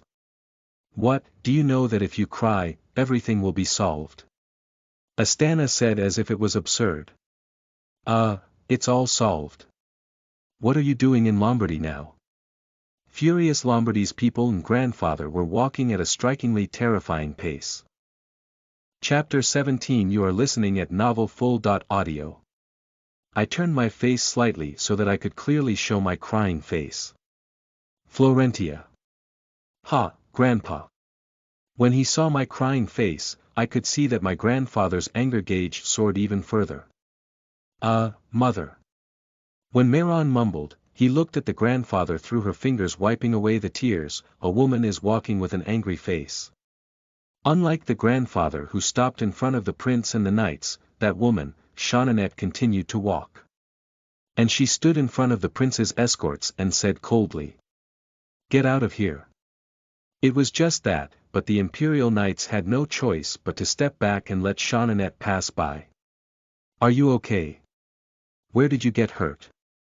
It was a calm tone, but the voice was trembling. Probably, she was very worried because she knew the twins were with me. I had no face, so I bowed my head. "Tia." Jeanninette called me. And he said, wiping my wet cheeks from tears. "Are you surprised a lot?" "Oh, no, it's okay." I said my sincerity in my face, but Jeanninette seemed to think that I was acting desperately. He stroked my hair a couple of times and stared coldly at Astana. I heard in advance that the first prince came to my house, but I didn't know he was such a rude guest. Grandpa looked at me flashing and said, "Have the prince not heard of the promise between Lombardy and the imperial family?" I heard it. Astana wasn't able to raise her nose like a while ago, whether he was oppressed by my grandfather's energy. However, that did not mean that I had a complete understanding of the atmosphere. Does my dad know about that ridiculous rule? There is a land in this empire where imperial knights cannot enter, and if he knows, you wouldn't be standing still. The moment Astana said that, I saw the deep rush of my grandfather's face. "You're dead now, a little boy with no raps." It is not the current emperor, Jovans, but an oath between the first emperor, Romadoli Dorelli, and Binox Lombardy, the first lord of Lombardy. "Oh, my father's name." The prince seemed more shocked that my grandfather called the emperor by name rather than the long promises of the Dorelli and Lombardy. Indeed, the original emperor's name should not be called privately. But Grandpa is okay. Because he is Lord of Lombardy. It was clear what this long-standing oath means. It's not just empty oaths. It was an inviolable relationship. And an alliance that must be maintained for the survival of the empire. That was the relationship between Dorelli and Lombardy. During the long history of the empire, there have been several emperors struggling to escape Lombardy's influence, but none have succeeded. It was the same with Astana's father, Emperor Jovans. Grandfather yelled at the nanny and the knights next to Astana, who had lost her words. "It's because the young prince says he can't differentiate between right and wrong things, and you've also swept away." "Sorry, I'm sorry." The nanny and the knights bowed their heads. Although they were compelled to follow because they were so polarized by the prince's command, they knew well what would happen if they touched Lombardy. I think this is a mistake that the prince made as a child, and I will pass it over. It was a saying that he would dismiss it as something that happened between children and not formally protest against the emperor. If my grandfather protests against the emperor for breaking his oath, the emperor has no choice but to apologize. It was a broad wish that he would endure this time to save Emperor Jovan's side. "My grandfather, you're cool." I trembled with emotion at the appearance of my grandfather who was so Lombardy. Then there was a hand patting my shoulder. "It's okay. Don't worry." It seemed that Jeanninette thought I was still scared. But Astana hasn't resisted her stubbornness yet. He pointed at me and glared at me. But this happened because the girl didn't listen to my orders. She disobeyed the command to pick up my hat and threw it further away. "Be careful with your words, Prince." Grandfather flashed his eyes again and warned. "You say that my granddaughter should have picked up the prince's hat like a servant." "That's of course." The nanny urgently grabbed the prince's shoulder. It meant to stop. The prince, who couldn't get rid of himself for a while, and groaned, struck the nanny on the cheek. And the clothes she was wearing turned hard enough to flutter and said loudly, "Let's go. I don't want to be somewhere like this anymore." That's all, really. The prince went away with his feet stomping, and peace finally came. "My lady, I'm sorry. If we use our bodies, we don't know how they will come, so I can't." The guards who followed after the escorts apologized to me many times. "It's okay. If you stopped at that time, it would have made him pull a sword, maybe that stupid one. And it remains." I was looking at all the guards, and I saw two people standing on the stairs where the prince had just come down. They were Vise and Belsac, who were waiting for the prince at the main entrance. "Father. What happened to this? Why is the prince so angry that he goes away?" "Florentia." My grandfather ignored Vise and called me. I must be scolded. I replied politely to look as pitiful as possible. "Yes, Grandpa." "Well done." "Yeah. Lombardy must be Lombardy in front of anyone." Grandpa left just that and went back to the office. I wonder if it really meant "good job," but I felt better. And my grandfather, this Lombardy, got better. Jeanninette said to me, who's standing far away while looking at grandfather's back. "It must have been a lot of surprise, so let's go to your place." "I'm fine. I was really okay, but I guess my young body wasn't. When I was about to walk, my legs were relaxed and my legs almost collapsed." Jeanninette looked at me, took a small breath, and said to the guard standing next to him, "Would you be able to hold Florentia up to her place of residence?" "Oh, yes. Of course." I was finally stopped by the guard and returned to my room, and I fell asleep somewhere on the way. Today was also a busy day. Galahad wanted to see her daughter's face a little sooner, so he crossed 2 or 3 stairs and returned home. "Tia, Dad is here." What is sister doing here?" At a very strange sight with Jeanninette sitting in the parlor, Galahad went outside for a while and then came back in. It was to make sure that they came to the house properly. Galahad. "Yes, sister.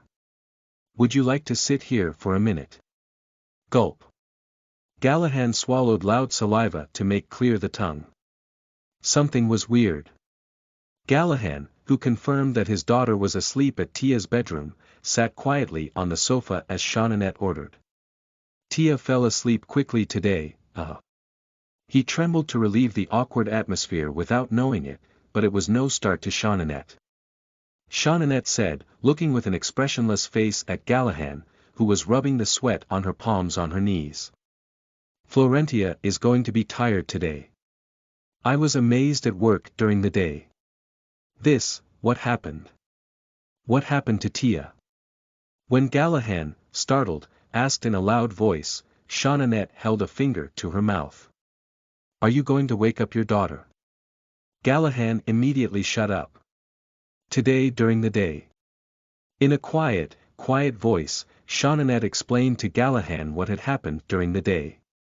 Contrary to what he thought, he would run out of anger, Galahad sighed and was silent. "Galahad. Although she's a smart kid, she's still a child. She's at an age that needs care from her parent." Jeanninette said sternly. "To leave your child alone like this every day. Do you have awareness as a father?" My thoughts were short. Galahad couldn't raise his head. "That doesn't mean you're thinking that you should quit what you're doing and stick with Florentia, right?" "Well, how do you do that?" The weak guy. As if he knew it would, Jeanninette shook his head. How long do you think father will live in good health, Galahad?" Galahad's shoulder flinched at her question. Since he was born in a powerful family called Lombardy, it was always a concern. Don't let the stupid thoughts that if you lower yourself and lie down, you'll be able to avoid the storm. V's tremendous desire for power was familiar to both brothers and sisters. And when the position in mansion is vacant, the greed will surely cause a storm.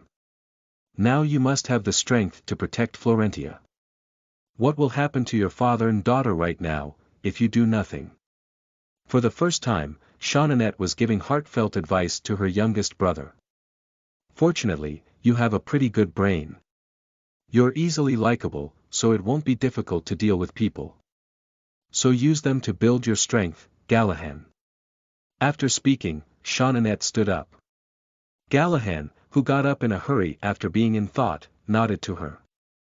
Jeanninette, who walked to the door in an elegant step without even footsteps, suddenly looked back and said, "From tomorrow, if you have anything to leave the house, send Florentia to me.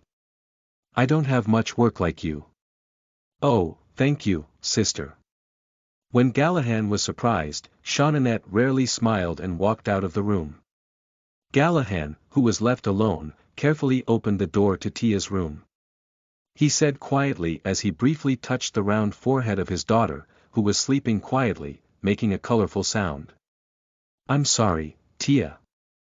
I thought that the mother who left first was loving her child with all her might. The role of parents was not supposed to end there." Galahad swept Tia's forehead and made a firm determination over and over again. "I will protect my daughter no matter what." Upon returning to the imperial palace, Astana was called by the empress as soon as he changed his clothes. The empress smiled brightly and greeted her son. "Did you have a good trip, prince? Haven't you heard it yet?" Astana couldn't answer and hesitate. The empress, who saw her son was silent like that, said with smiling in the daytime. "You didn't listen to me. I told you to be careful about your act when you go to Lombardy." I'm sorry." Astana, who is a naughty child, became the most gentle son in the world only in front of the empress. "Sooner or later, the prince will go back to the Lombardy mansion with a gift for your apology." "But..." "Ugh." The empress gripped the jaw of the prince who was trying to protest. "Prince." "Yes, mother. It was very shameful today, right?" "Yeah." The empress gently touched Astana's face, as if when she was rubbing a wound. "Answer, prince." "Yes, it was shameful." "Which one?" "I am someone that will become the crown prince and succeed my country. By the way. But they say, they acted as if they could be the masters of this empire, right?" The empress laughed like a joke. "Lombardy are such people. They have lost respect for the imperial family, believing only in the power of decent money." In the eyes of the empress, there was a clear hostility. "So don't ever forget today's work, prince. After all, his mother knows his heart. And that child named Florentia will someday regret being spoiled by our prince. This mother will make it that way." Astana nodded hard. "I'll do it at all costs. So prince just needs to listen to me." "Yes, mother." The empress held Astana in her arms. On the outside, it was a very beautiful mother and son. Chapter 18. You are listening at NovelFull.audio. Today's class will be over here, Claravan said as he finished class. So, I was the only one who was listening properly, but Claravan didn't seem to care much. "And I have an assignment today." Sigh. When the children were told that it was an assignment, they sighed as if they had lost ground. The dislike of homework is the same everywhere. Point 1. Today's assignment is a relatively simple one. Of course, it's not exactly the case. It sounds like some kind of hot iced tea. I felt curiosity and looked at Claravan. Your homework is to come up with the answer to the question, what is the most valuable thing for a merchant? Of course it's money. Gil-Lu replied right away. Then that would be Gil-Yu's answer. Let's talk more about homework in the next class. As Claravan cleared the board, he announced that the class was completely over. I cleared up the seat where I was sitting throughout the class and stood up. Mayron, who was setting the cushion right after me, complained. "I don't know. How do we know about commerce so well?" Somehow I felt like I would laugh. "Others don't know, but I do." How much a person named Clarivan Pellet is, a person with a strong position and a person with a terrifying touch.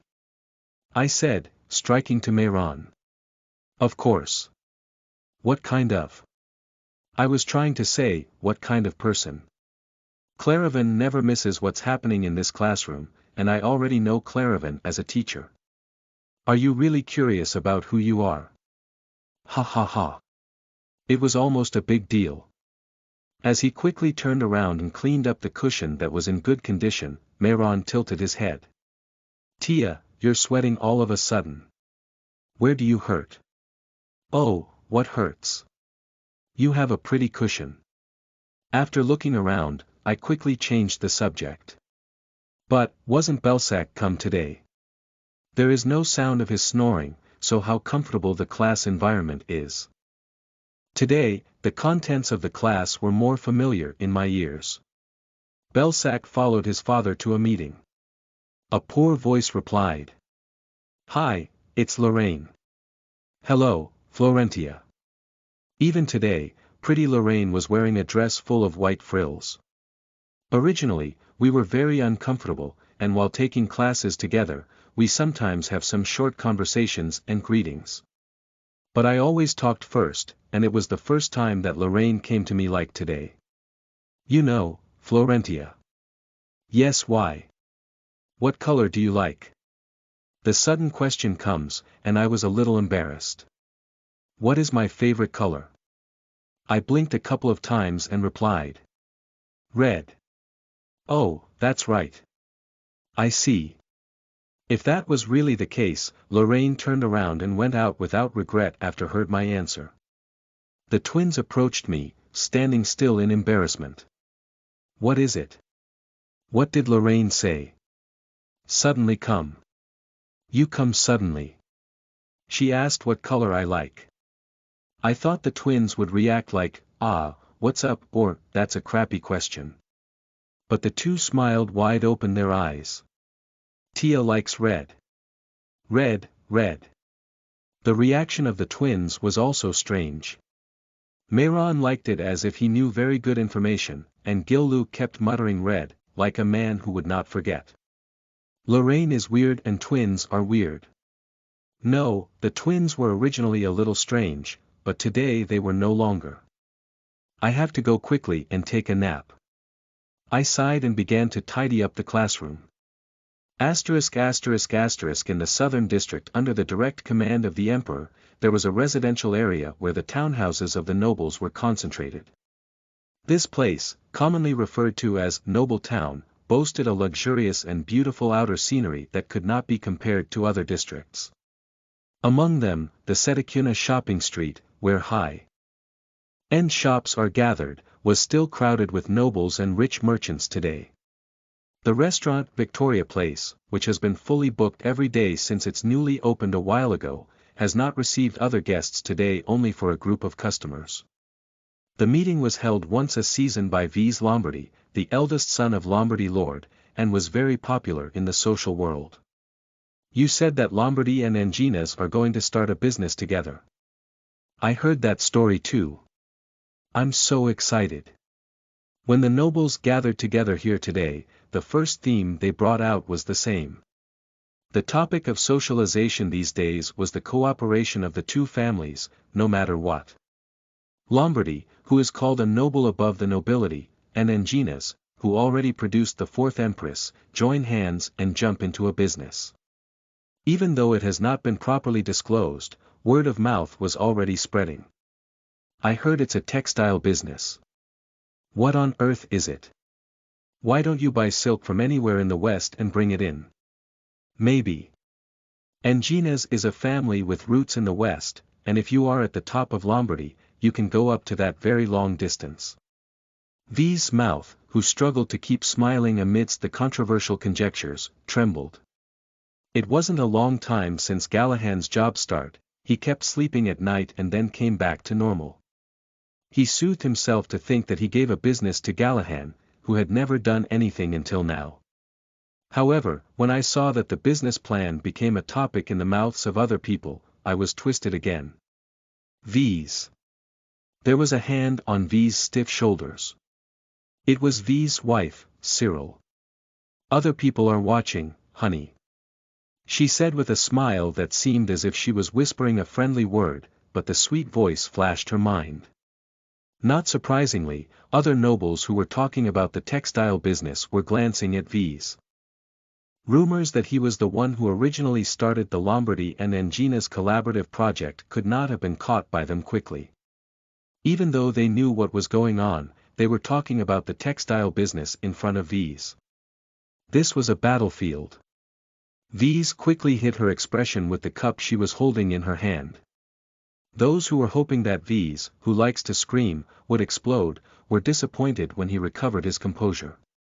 They were faces that missed the interesting sight. Shall we let the wind blow for a moment?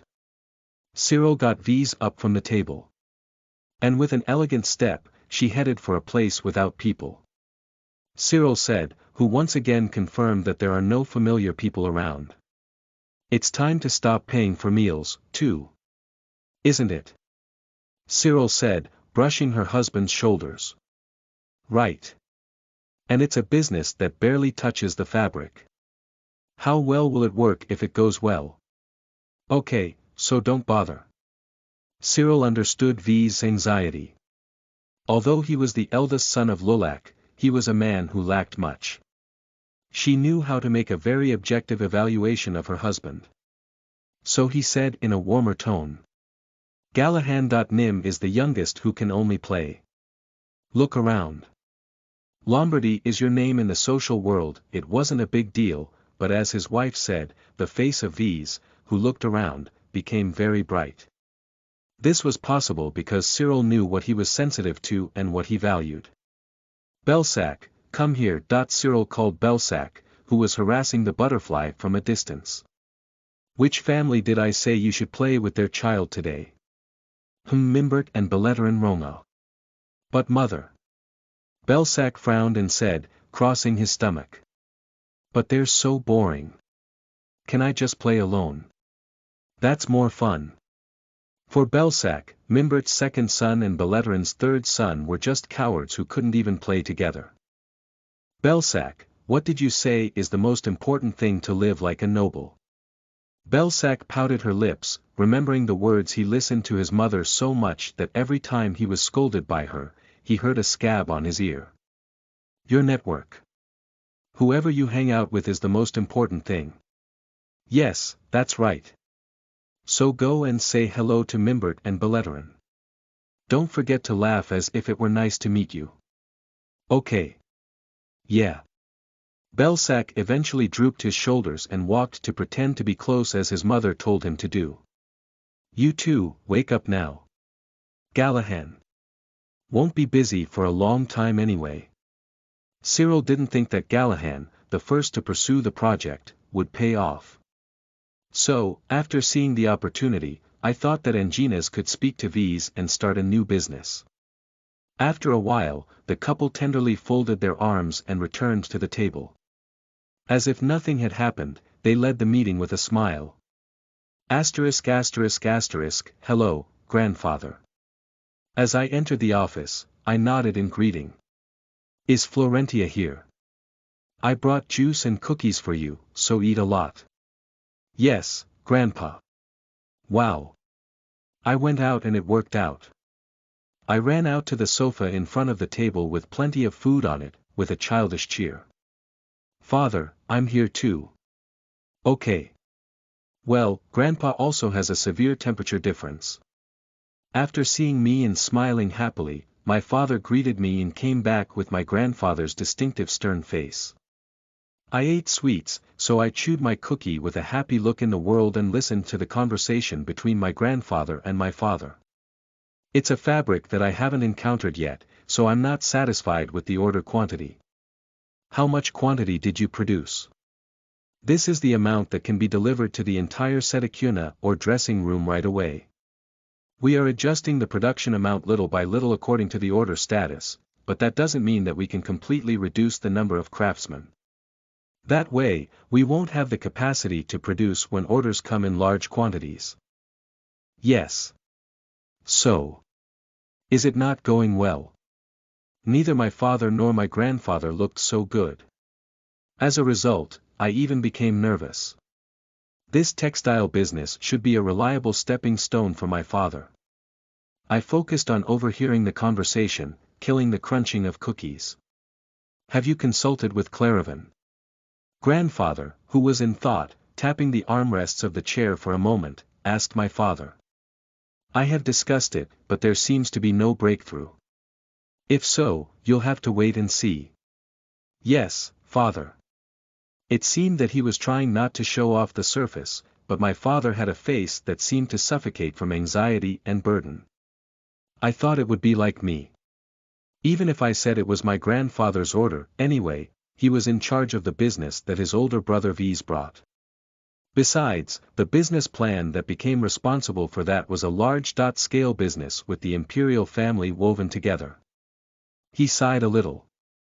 Let's see the fabric for a moment. Here you are. At the words of my grandfather, my father handed out a large-sized piece of Koroi cotton fabric.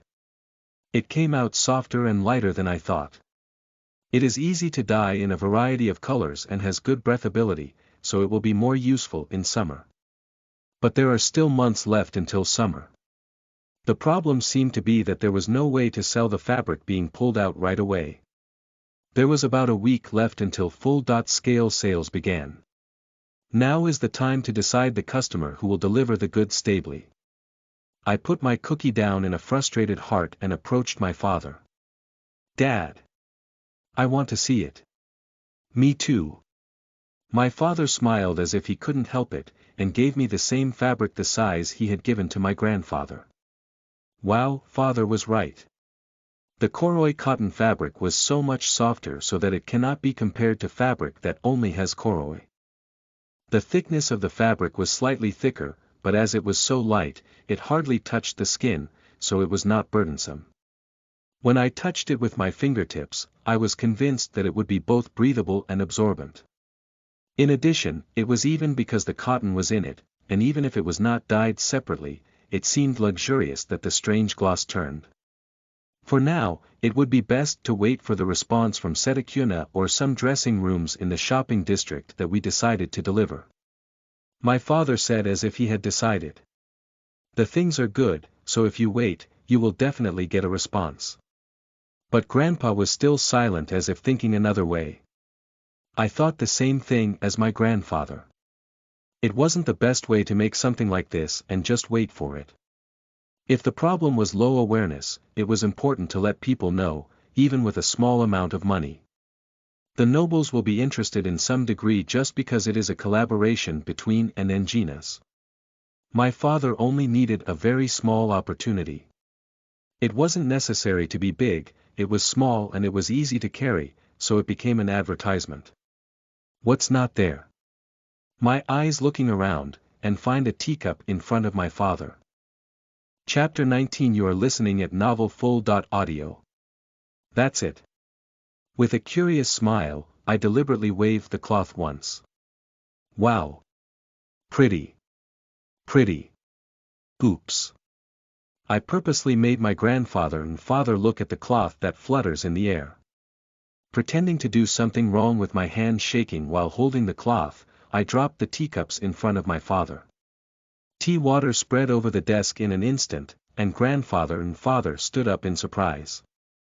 Then, I dropped the Koroi fabric, which I was playing with, on the tea water in time. This. My father was amazed, and once he hugged me, he put me down at a distance. Tia, are you okay? Didn't hot water splash? My dad was distracted, worried that I would be burned, but I didn't. The expression of grandfather changed when he saw the Koroi cotton fabric suck tea water in an instant. I'm sorry, Dad. I made a mistake. I hope you don't get hurt. Gallahan.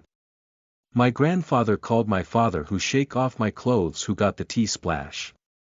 Soon after, the eyes of my father turned around after seeing that the Koroi cotton fabric was surprisingly good at absorbing water.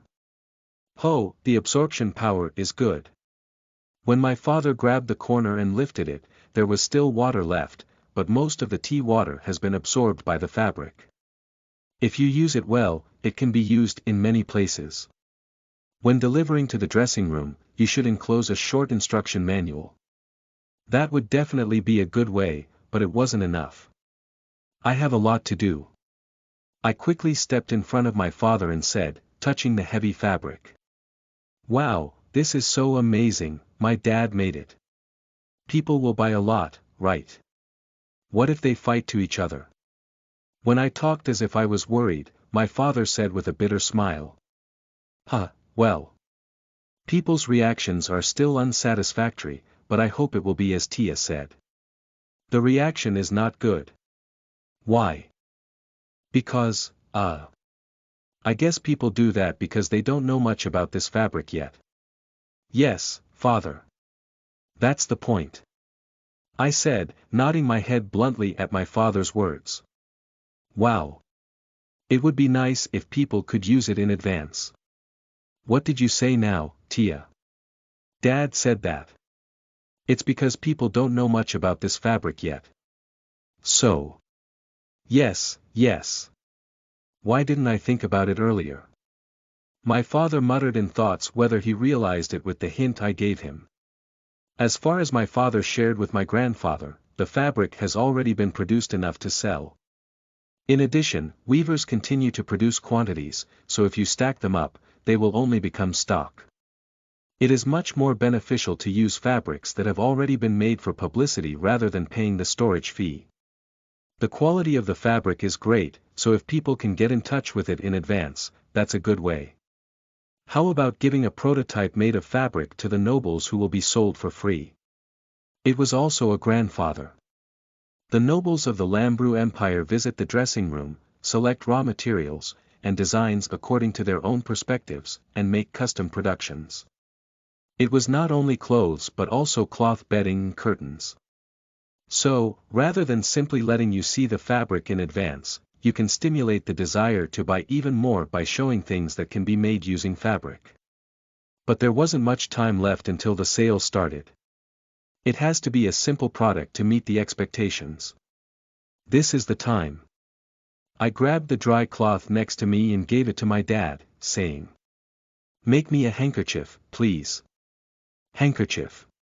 It's good because it's soft. It would look so pretty if you cut it small and embroider it with small flowers in the corner here. I'm going to show off to Gillu and Mayron. Father. When my father listened to me, his eyes flashed and looked at him. Grandpa, who was touched his beard, nodded. Is it a handkerchief? It could be a good prototype. Why couldn't I have come up with this way? I've seen a Duroc top master cut and use fabric that he needs to wipe off his sweat, and he says it's great and he keeps carrying it with him. Dad laughed and said. No special processing is required. All you need to do is dry it in moderation and iron it neatly. It would be nice to add some simple decorations. I had nothing more to help. My dad began to spit out ideas without hesitation. It wasn't just a handkerchief. Prototypes that could be made using the craftsman he had right away poured out of my father's mouth. I don't think this is the time I'm doing this. Is that okay, Tia? Do not worry about Florentia, go home. Originally, he was going to go home early after a long time and report to my grandfather before dinner. My father took the fabric he had brought with him and told me. Tia, I'm sorry, but your dad has to go back to work. I think we should have dinner next time. What should I do? It's okay. Goodbye, Dad. I smiled and waved my hand in a happy heart. After looking back a few times as if sorry, my dad ended up running out of the office. There was a hand grasping my shoulder, who was gazing at it happily. Shall we have dinner with this grandfather today? Oh. This is an unexpected achievement. I quickly nodded and answered. Yes, Grandpa. I want to eat meat again. Asterisk asterisk asterisk, ha, I didn't know that our Florentia was eating so well. It's so delicious. Yes, eat a lot and grow taller. This is a foul. Of course, I knew that the chef who cooks my father and my food and the chef who cooks the food of my grandfather, the owner of the house, are different people, but that's the difference. I was so happy to chew on a soft, juicy steak. In the future, I have more reasons to eat with my grandfather often. Eat your grandfather too. This grandfather is full to see that you eat well. When I finished the meat I had cut, my grandfather started cutting my steak into sizable pieces. I see a lot of your new side these days, Florentia. Cough. Yeah. Didn't the shy girl who was crying hit her cousin? And the one who always worries her father because she doesn't eat well. And today, the meat that went well seems to get stuck in the middle of the esophagus. Have I ever been caught? I tried to pretend it was okay, sticking the vegetables next to the meat and putting it in my mouth, keeping an eye out for it. Florentia. Yes, yes. Now don't worry. I'm not sure what you're talking about, but it didn't seem like he is blaming me for a sudden change. Girl. It seems you thought me brave when you looked at my back while laughing a little bitterly. It seemed okay for now, so I turned around, putting a piece of meat that my father had cut into my mouth. Ah, it's delicious. Ha ha ha. Eat a lot. If you don't have enough, I'll bring more. Yes, Grandpa. Fortunately, Grandpa hasn't said anything since then. I ended my meal normally by pushing the foods I eat well in front of me. As I was tasting the fruit and sweet chocolate served for dessert, I felt the gaze of my grandfather who was staring at me again. When I stopped eating, my grandfather asked in a subtle voice. Florentia, is there anything you want to have? Do you want to give it? Why do you suddenly ask me that? What do you usually like? I like books. I couldn't figure out why, so I replied cautiously. It's a book. Grandfather, who had been thinking for a while rubbing his nice beard, said, flicking his fingers. Okay. You like books, so I can make a small library for you. Ah, a library. No way, a library. Indeed, I said I like books, but what do you mean by building a library? When I was surprised, my grandfather laughed. This is the birthday of Lulak's youngest granddaughter. Oh, birthday. I forgot for a moment. My birthday was approaching. This is the birthday when my father offered to buy a mother horse and a baby horse for gifts. I've been so busy these days that I was living without knowing how time was flowing. Oh, that's why it was. As soon as I realized it was my birthday, I began to understand the behavior of these spoiled cousins. Why? Lorraine, and Gillu and Mayron wondered what color I like. Now I know why. Grandpa laughed happily. It looks like our Florentia has become close to other cousins. Can you say that it is close? Still, compared to my last life, I was getting pretty close to my 3 cousins, so I nodded.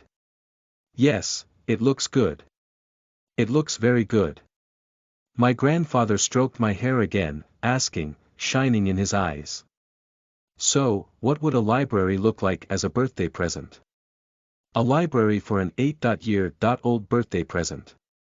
It was a scale that couldn't be compared to his father's pony suggestion last time.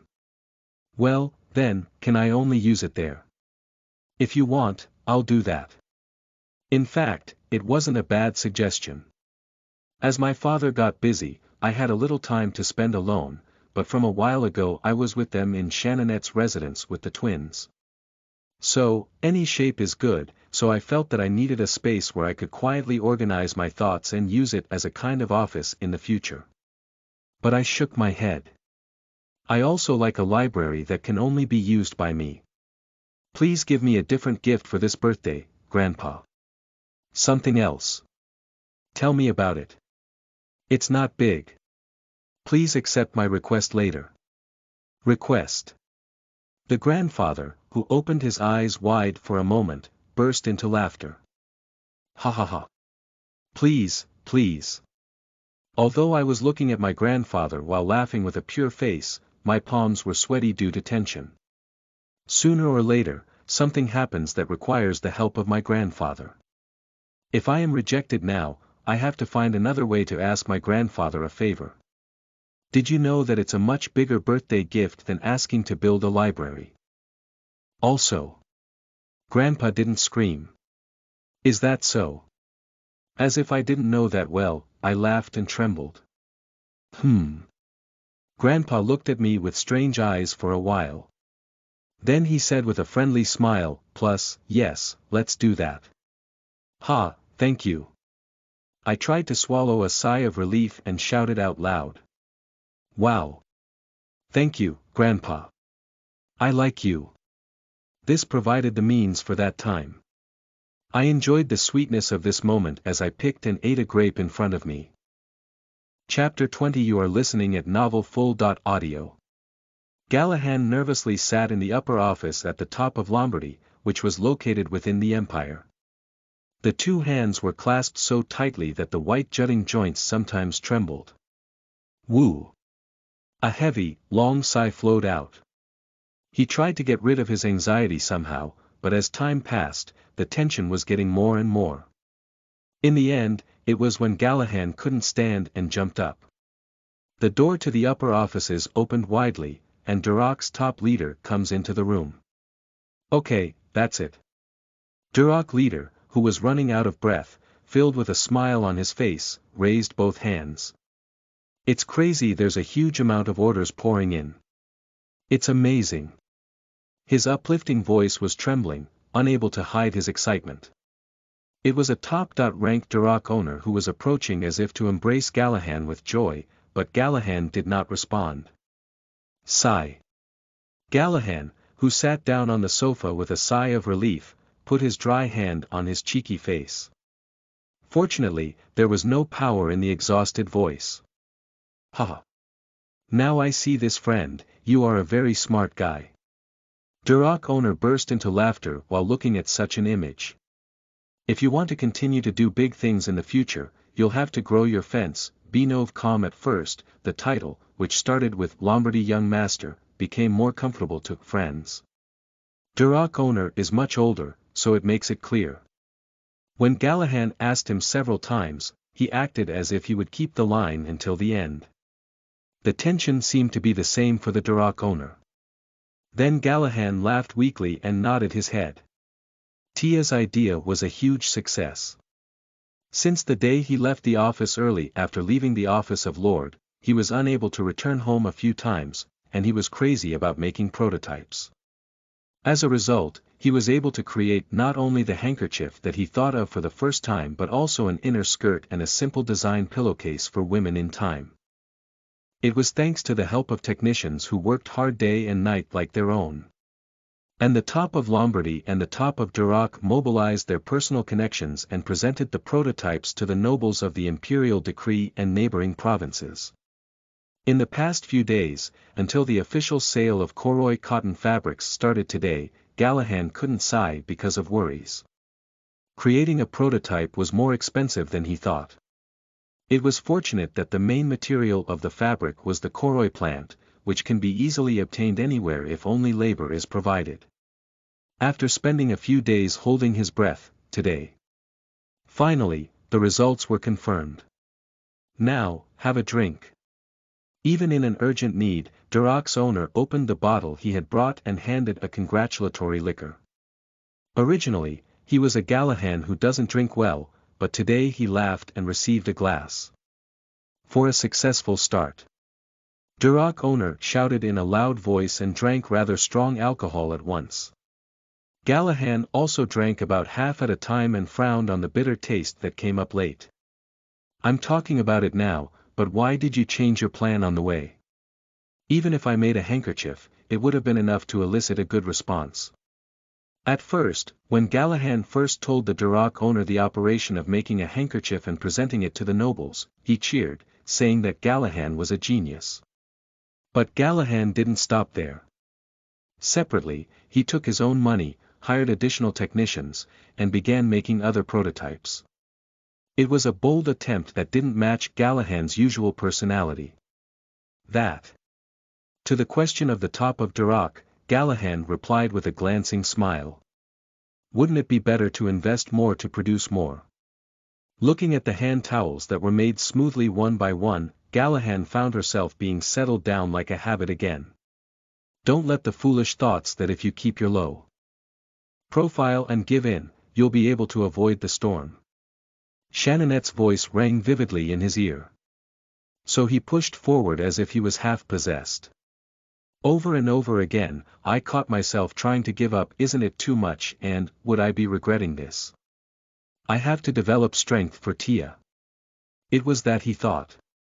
By making the prototype, Galahad became an official investor in the business, and naturally, a personal allocation of profits to come was created.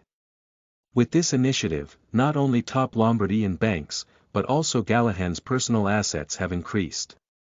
Of course, Lombardy. Duroc owner smacked Galahad's shoulder and said. In fact, I had a toast, but it's starting now. You have to pay attention so that the fabric is supplied without a hitch. In fact, I have something to tell you about it. Something. Galahad said, touching the curve of the glass. Once fabric production has stabilized, I want to step out of this business. No. Why? Duroc's top lord asked with a lot of surprises. Now that the hard work is over, I think I should enjoy the results. That was right. Since the explosive order came in return for the hard work of his heart so far, he only had to enjoy the sweet fruit, but it was generally incomprehensible to take his hand off. But Galahad shook his head with a smile. I have a business I want to do. Do you want to do business? Yes, and I plan to promote this project at my own expense, not Lombardy. The use of the money I had for the prototype was rather condolence to the phone. As the Koroi cotton fabric business grew and flourished, the money returned to Galahad would increase. With that money plus the money saved at the Lombardy Bank, there was something I wanted to do. Well. You are still young, and very voracious. Okay. If you get caught up in a bit, tell me what kind of business it is. If you're promoting, do I want to invest? Duroc owner looked at Galahad with eyes full of trust. It was wrong to say that all of Lulak's sons were a coward. While working together this time, Galahad, who stood next to him, was a little too cautious, but he inherited the bold determination of his father, Lulak. Maybe this guy will do a big job someday.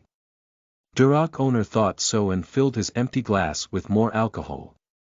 Asterisk asterisk asterisk, hello, Estra. You are here, lady. When I opened the door of the House of Representatives and entered, Estra welcomed me with a friendly smile. It was a little awkward to talk to the adult, Estra, but that's how I treat the employee. Of course, the exceptions were the teachers Claravan, the older Dr. O'Malley, and employees such as the librarian Broschel. In the meantime, we have become quite close as Estra, not Dr. O'Malley, took over my wrist treatment. I brought a fruit cake today.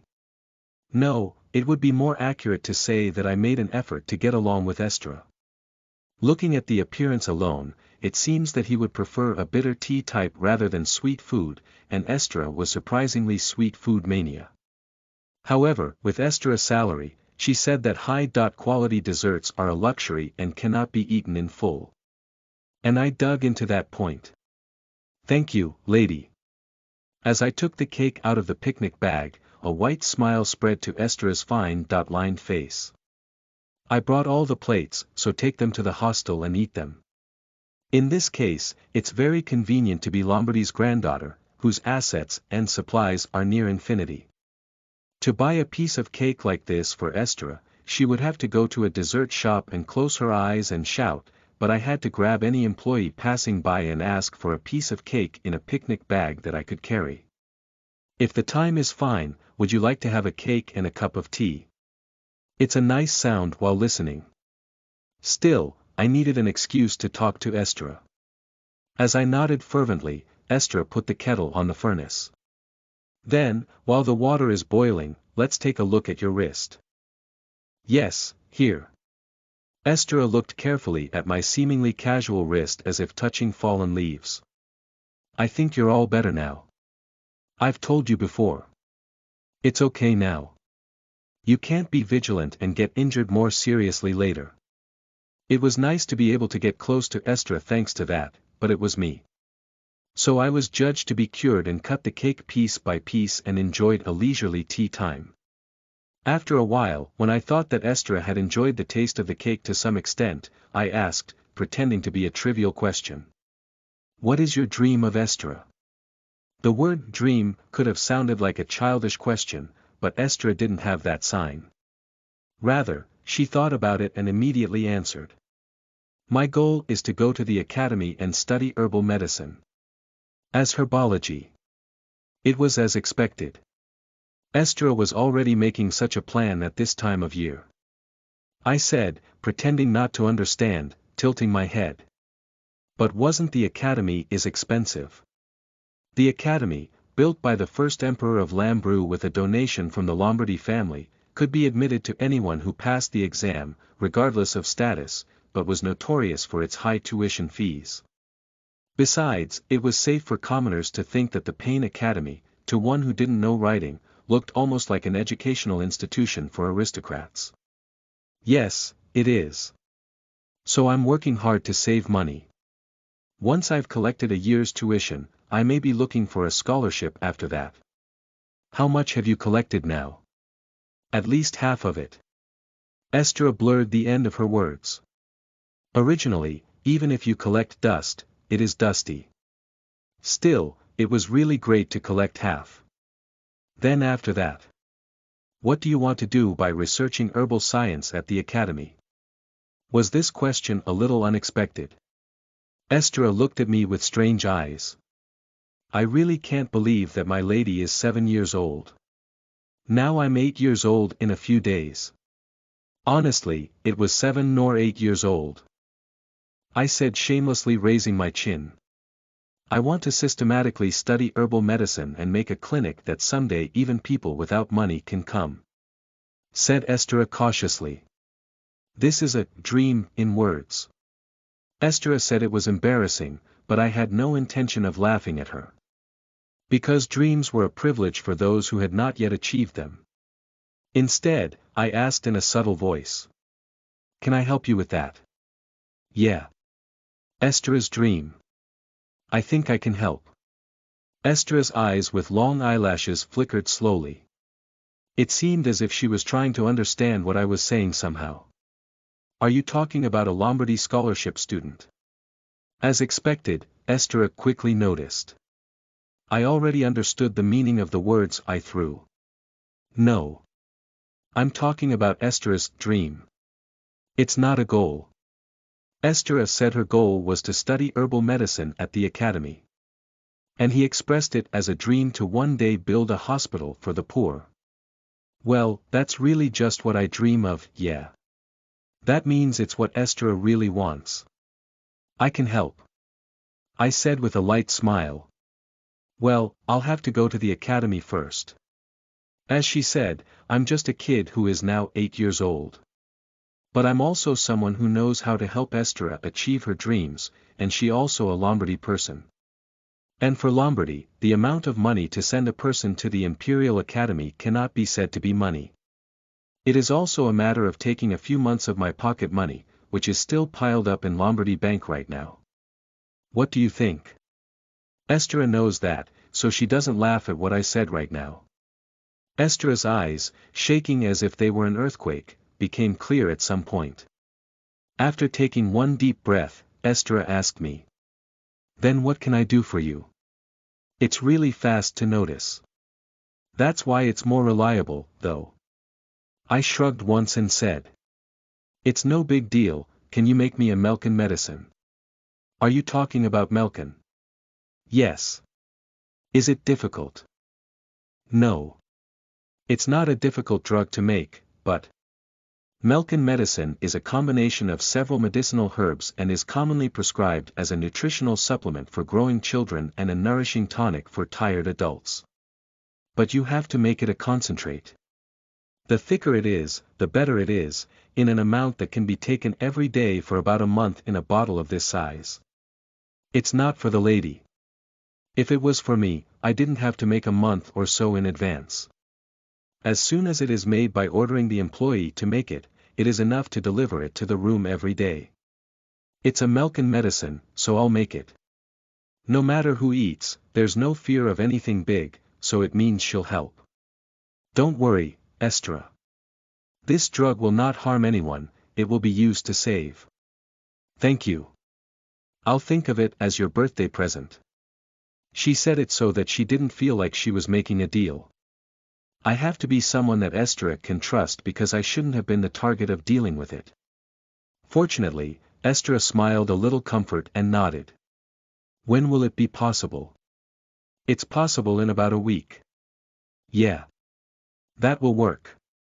Melkin medicine was a nourishing tonic that can be used by anyone of all ages, but it had one more effect that is not well known. I'll ask you as soon as possible. It is not strong, but it is an antidote that is effective against most poisons that are commonly used when taken over the long term.